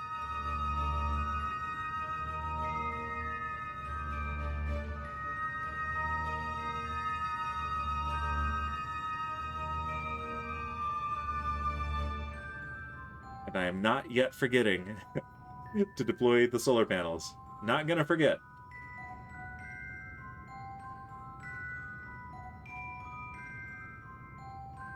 We can line up the apoapsis here and do this even better than we did last time. Solar panels included. Alright, that's close enough for now. Alright, solar panels. Before I do any sort of time warp, extend solar panel. Extend solar panel. Extend solar panel. Oh look, we're going to recharge our batteries instead of deplete them. Look at that, full electric charge because we have solar panels. Oh, noob indeed. All right, let's time warp an hour up to our apoapsis.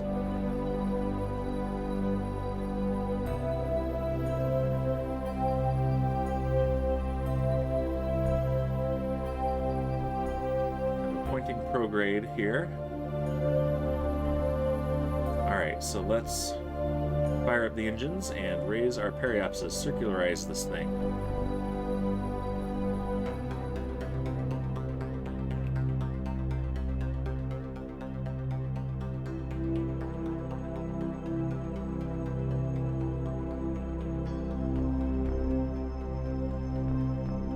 Here we go. Looking for 2.613 for our periapsis. Let's do it.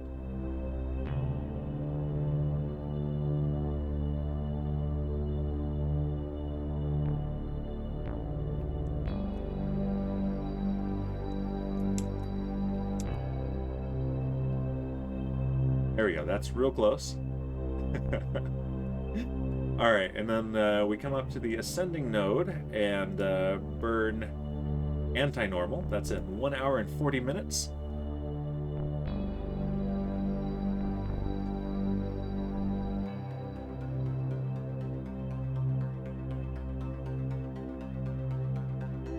And that is towards the south.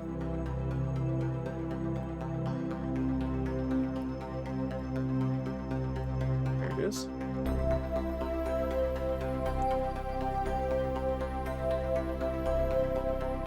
Excellent. And now prograde again. And and we'll get to the periapsis, and then we want 3.133 million meters. Another hour. And look at that, we still have full batteries because I didn't forget the solar panels this time. Alright. They even told me, like, make sure it can generate power. And there we go, we have it. And maintain stability for 10 seconds. There it is! We successfully completed the contract. And I don't think there's any science that we can gain from that. We didn't even need this final stage. We can send this thing anywhere we want, practically. Let's observe the mystery goo, just in case there's some science we can get from it. And there is not, unless we send someone to go and retrieve it, which we're not going to do. But that is a success. How much money did we get? 118,000 spaceos. And we only spent about that much having to launch twice, so we broke even, but we also got some science points and some reputation, so not an actual loss. Oh boy, oh Dan. Let's finish this one as well. Transmit and recover scientific data from space around the moon. I bet if we go to the nearby fuel tank station, let's see if there's any science we can send from here. Just to complete that contract, get the money, and clear up a spot for another contract. It's dark, but are there any scientific experiments on here? I don't know if there are. Regular attachment ports. Yeah, this is some old tech on this thing. Yeah, it is empty. It is completely dry. Well, except for the RCS fuel. There's monopropellant here, so that's not nothing. Where is the probe core? There's one here. And I don't think there's a science experiment that we can do from here. Did I put anything on here? Let's check from our science thing. No scientific experiments available on this vessel. Okay, so it will have to be something new that we send there for that. Well, we might as well go to our Duna mission then. Duna correction burn 1. Let's switch to that vessel and see if we can get it on an intersect with Duna, which is an analog for Mars. And yeah, we have lots of Delta V on this thing. There's a lander with parachutes and an orbiter. I don't know if we'll get both of those where we want them, but it's an experimental mission. Do we have our... We already have encounter. We really need a correction burn. When are we going to get to Duna? In 66 days. Alright, I think maybe what we were thinking of was getting a lower periapsis so that we can skim the atmosphere.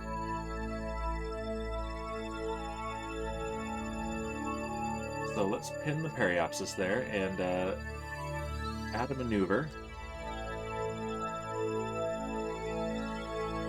And let's just do some trial and error here, see if we can get something lower than 22 million meters, 22 megameters.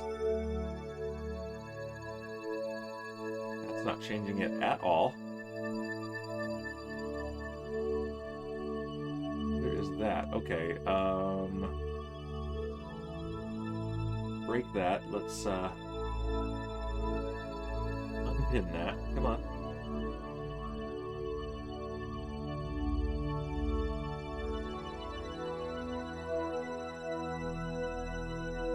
We have 2 periapses marked. Let's, will this unpin things? No.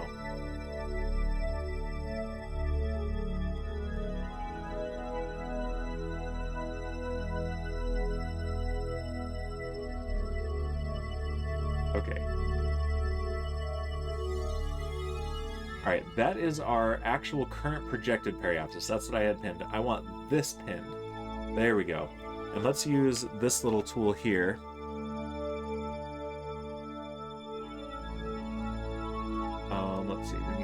select the maneuver node.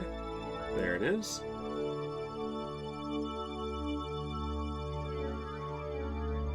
And let's zero everything out. And use the maneuver tool here. Okay, there we go. So if we change the scale to 1 meter per second for now. And we've got radial in, radial out. Actually, no, that's prograde and retrograde, radial in, radial out, normal and anti-normal. So let's see what each of these are going to do for us. That is raising the periapsis. That's raising it as well. So is that. Okay, so I think it's our inclination that we want to change. Okay, so if we burn normal, that is changing it quite a bit. There we go. I like that. In fact, we can change the scale here.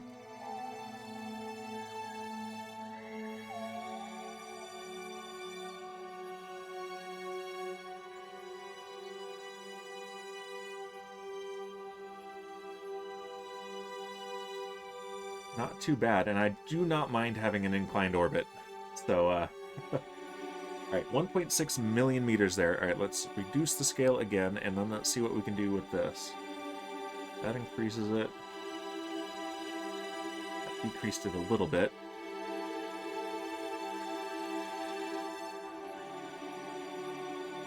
Yeah, it looks like only changing our inclination is going to help, so... Zero this out. Zero that out.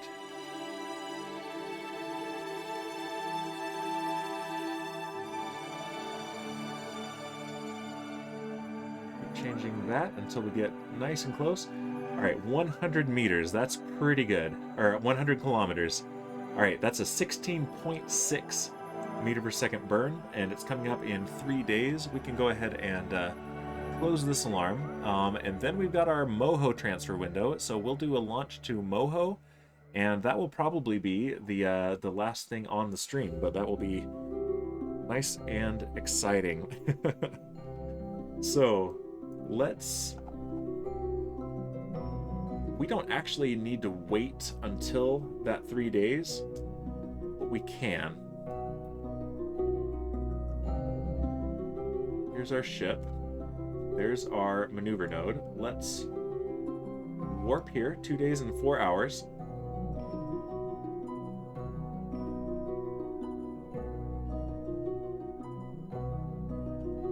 And let's get closer.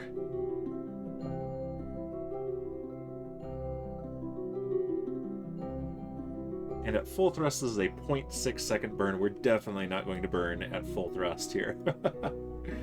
All right. Get right up to it. Let's change our focus to Duna.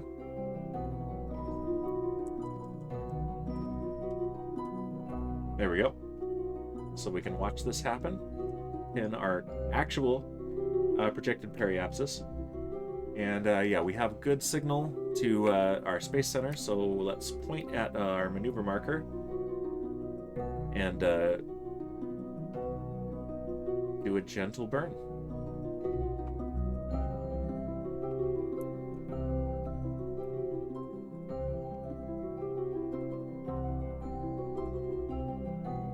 Shooting just slightly.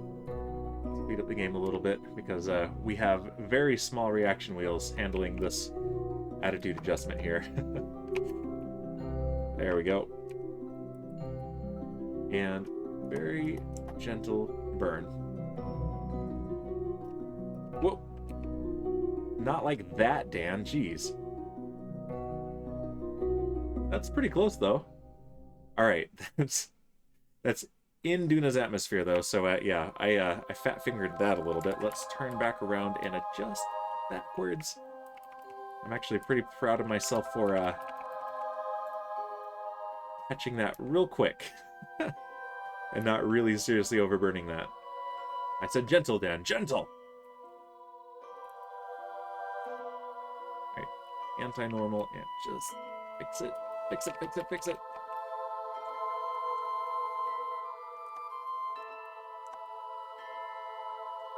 There we go. 237 kilometers. That's actually quite good.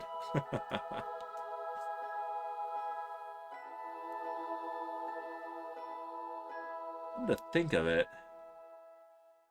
it might be useful to actually separate the lander out here. So let's look at our ship. Yeah, we've got our orbiter, and we've got our lander. Our lander does not have engines, it just has the parachutes. So the idea here is to put it into Duna's atmosphere. I think we have a little bit too much leverage out here, though, so let's put an alarm right before we hit our sphere of influence of Duna. So new alarm, well, create alarm, and we want SOI change, and Duna arrival. And let's give ourselves 1 day notice. That's coming up in 61 days, so we might do this next stream. That would be a lot of fun. We've seen Duna before, but it wasn't on purpose. This time we're going there deliberately. In fact, when does Val and Bob get back in 1 year? And we, I don't think we've launched our Jebediah rescue yet. We'll do that next week. That'll definitely be a thing to do.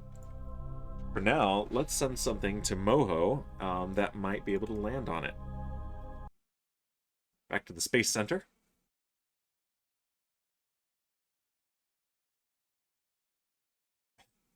Reading the comments again. Did I die? Noob. Very rude.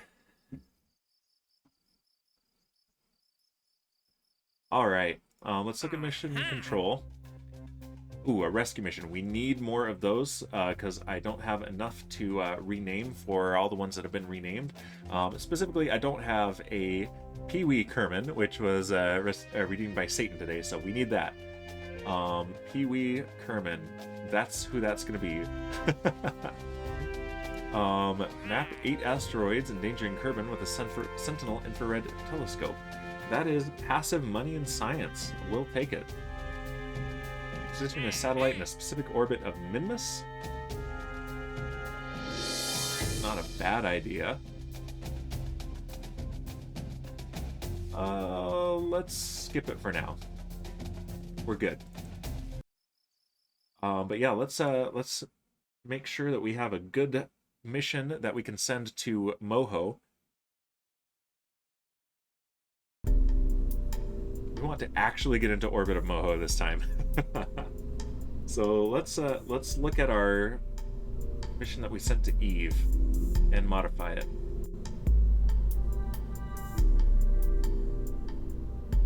Eve exploration probe. Is that the one?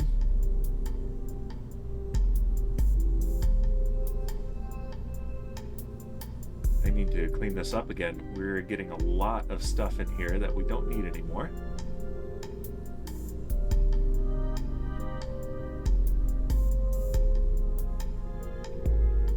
Escape pods. I do need to send the escape pods up to the station. Res exploration and research probe.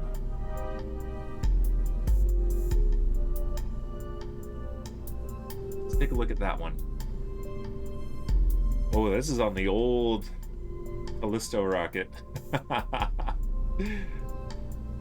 Yeah, we don't want to launch it on that. That's not a good rocket anymore. Got a lander though. Moho. What is the gravity on Moho?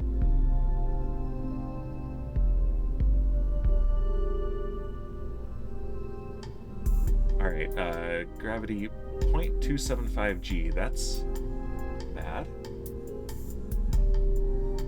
Compared to Dres, it's twice what Dres has, though. Okay.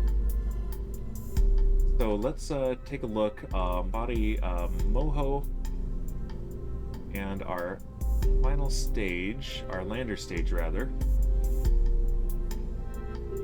might be able to do it actually.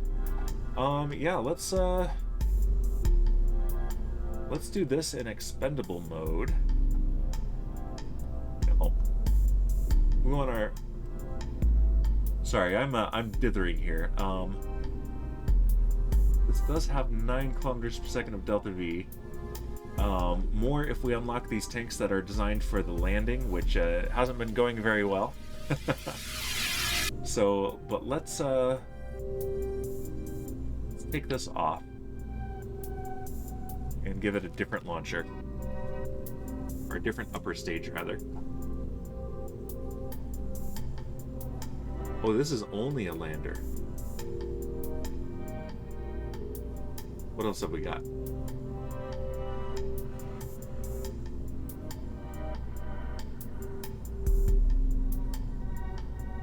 Alright, that was this one. What is this one?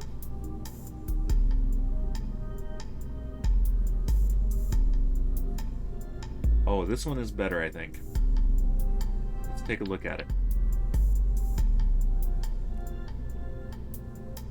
Okay, yeah, this has a satellite and a lander. This is hilarious. Okay. Thrust rate ratio on Moho is not great for the lander.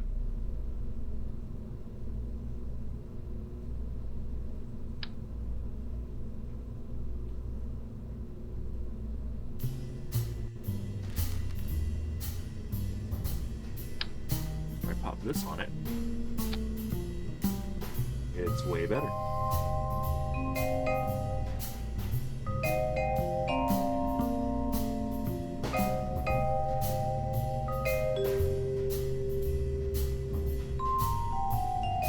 That's those 3 engines, those fuel tanks,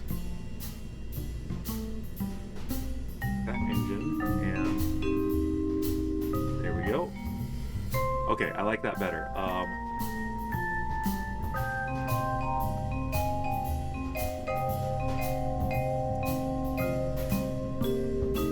There we go, MRE2. Alright, so now let's put a nuclear upper stage on it so that we get all the delta V out of this. So we want our liquid fuel fuselage and an atomic rocket motor. Where are you, atomic rocket motor? There you are. And let's see, you need you in your own stage. There it is, okay. And that has almost 2 kilometers of delta V. If we add more fuel, this, but only one of these. There we go. That is a lot of delta V. I like it. All right, so now we need a coupler, and we had some issues last time we launched something this heavy. Because this is a heavy motor of getting it into orbit, so we're not going to make that same mistake today. We're going to do better. All right, a nice big decoupler there, and let's put a the Arcus 2 medium launch vehicle on it.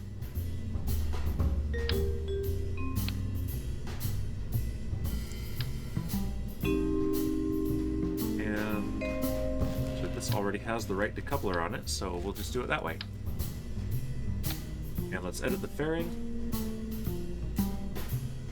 Wider.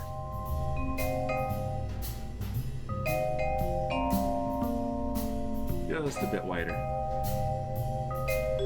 There we go.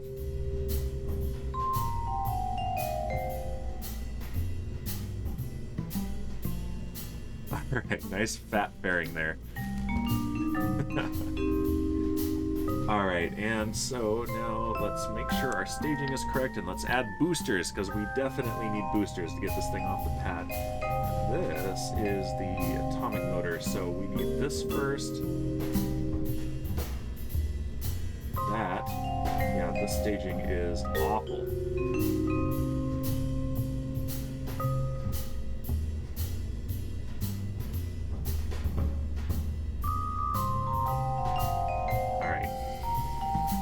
On the top for now. So our first stage is the main engine and these launch clamps.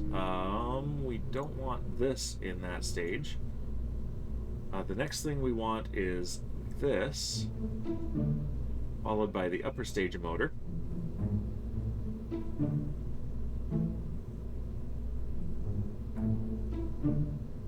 Then the fairing.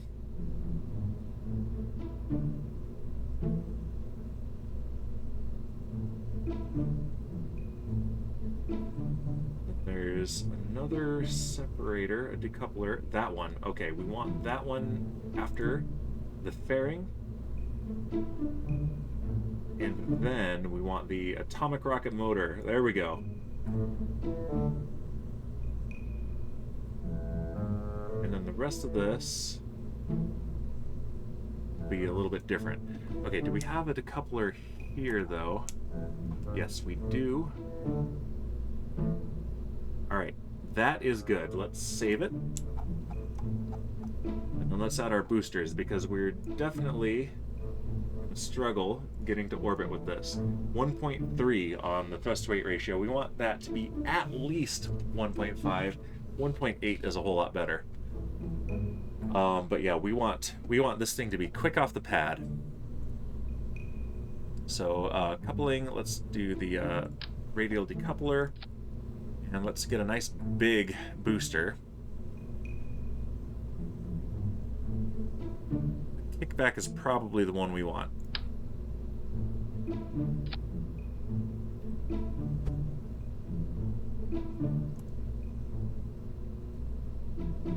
Gross, I did not attach that very well.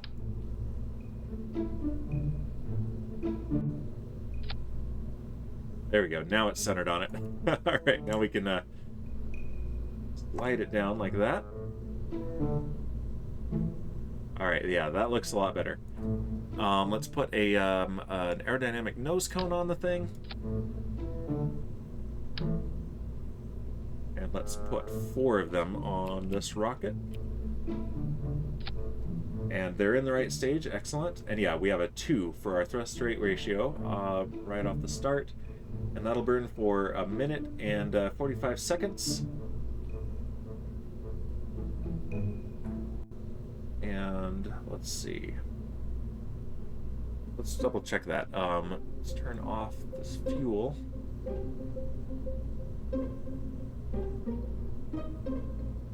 Okay, let's put these in a different stage, see how long they'll burn on their own. Okay, 1 minute and 3 seconds. Okay, good. And so this will continue burning for about 35 seconds after these burn out, and then we ignite the upper stage motor. Okay, I think we're good. I think we're good to go. That has almost 14 kilometers per second total delta V. All right, and let's save it. And I think we need to let's put this out on the launch pad, and then I think we need to make about 10 more days move forward in order to be on our launch window, and we'll do this launch, and that will be our final activity this stream.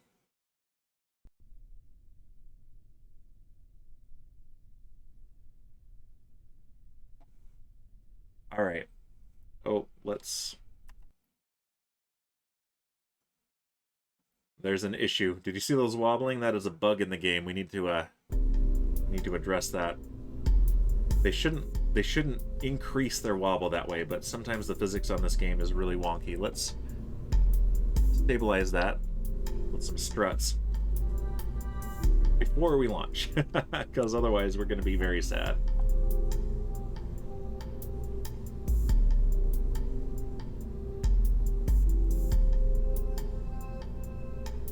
There. That.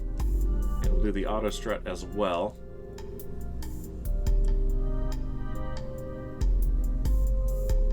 Okay, that should be better. Let's take it to the launch pad and see if that fixes the wobble. We don't want that. I'm going to boozinate myself.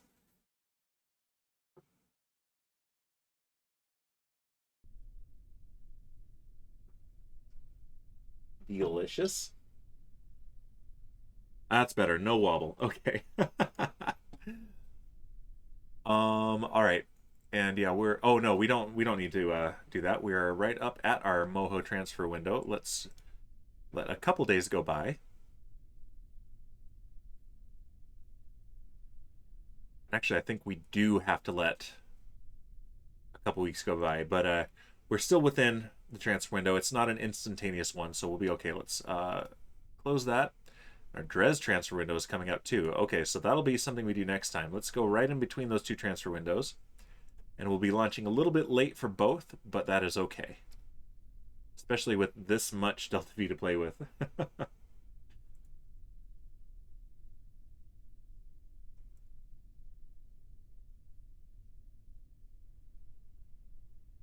Yep. Come on. There we go.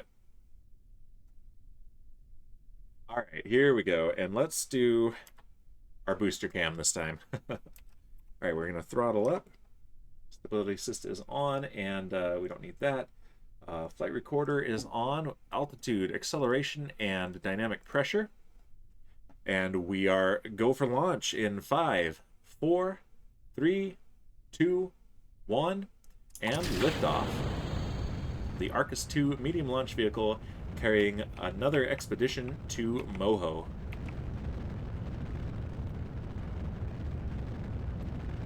Vehicle is pitching downrange.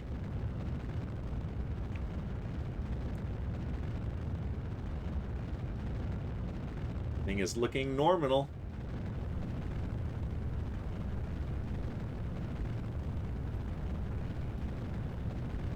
Vehicle is supersonic. Pitch down a little bit more.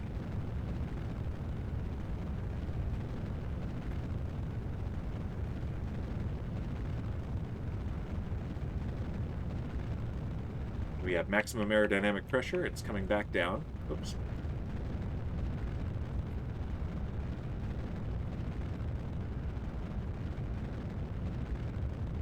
We're coming up on solid booster burnout.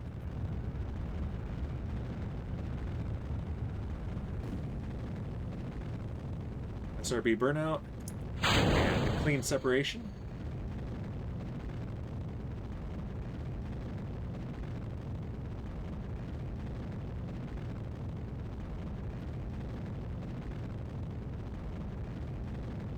And next up is main engine cutoff. So I'm going to pitch down a little bit more.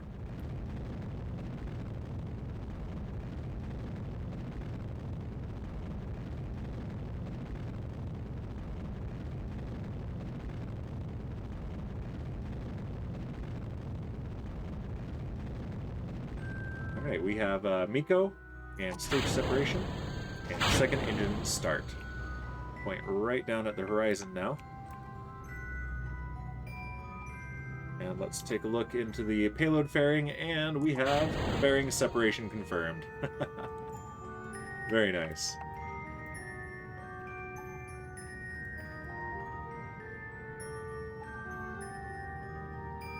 We have a nice high apoapsis, so we should have plenty of time to get our orbit, even with a lower power, higher efficiency engine like this one.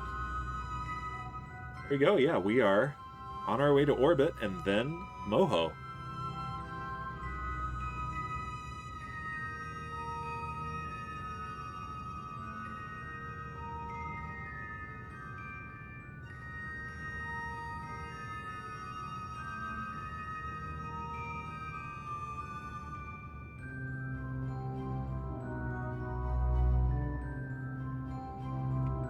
And I think we can afford to do just a little bit of time warp here with physics on, and then on rails. Yeah, let's go ahead and get a nice high apoapsis of about 500 kilometers. And then let's get our escape and head to Moho.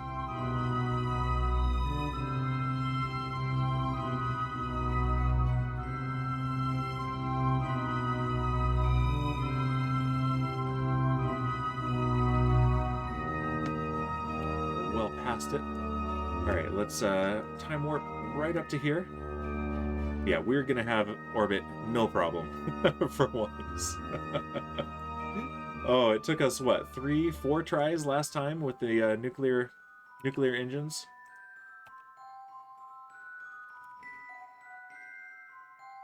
There we go.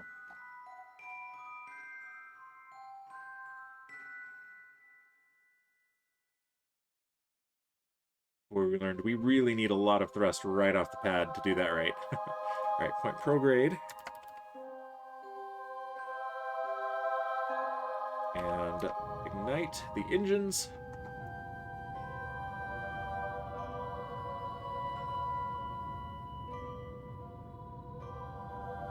And we have a good orbit. Since we are headed to Moho, which is an inner planet, we need to slow down relative to the sun. So we're actually in a pretty decent place to do that. So we're going to keep burning prograde from here. And that will get us an escape. Oh, we have run out of fuel on this stage, so we're going to have a little more space junk, unfortunately.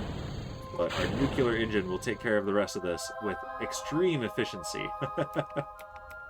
But it's also going to burn for a very long time. So I think I'm going to do that off camera. It's just time to end, and we've seen this before, and doing this right is going to take quite a while. We're very slowly raising this periapsis. This is a very low thrust, only 60 kilonewtons, but extremely high efficiency engine, so this will do it. I'll set up our course to Moho, and next week we will launch pretty much the same mission to Drez, I believe it is. Yep, Drez. And we'll do our Eve correction burn and our Duna arrival, and also some rescues, I think. So yeah, it's going to be fun. We'll do that next week. Tomorrow I'm not going to stream Minecraft. It's Independence Day in the US, and so enjoy the fireworks, enjoy your barbecues, enjoy whatever else you do if you're not in a freedom-loving country like us. I'm definitely going to enjoy the fireworks, and I'm considering doing a Make Up Minecraft stream on Tuesday. Might do a Froglight farm. That would be fun. But yeah, I'll see you guys then. Let's go ahead and pause the game. And I think today we're going to send you guys over to Clickwell. They started yesterday their Season 3 server. Let's see, Clickwell. There he is. And so yeah, we're going to start that raid, and here is the raid message. If you are a subscriber, which a lot of you are, thanks to Kaylee's generous gift subscriptions, go ahead and copy that whole message, otherwise just the part without the totem emote. And that is the raid message, and I will see you guys next time. Goodbye!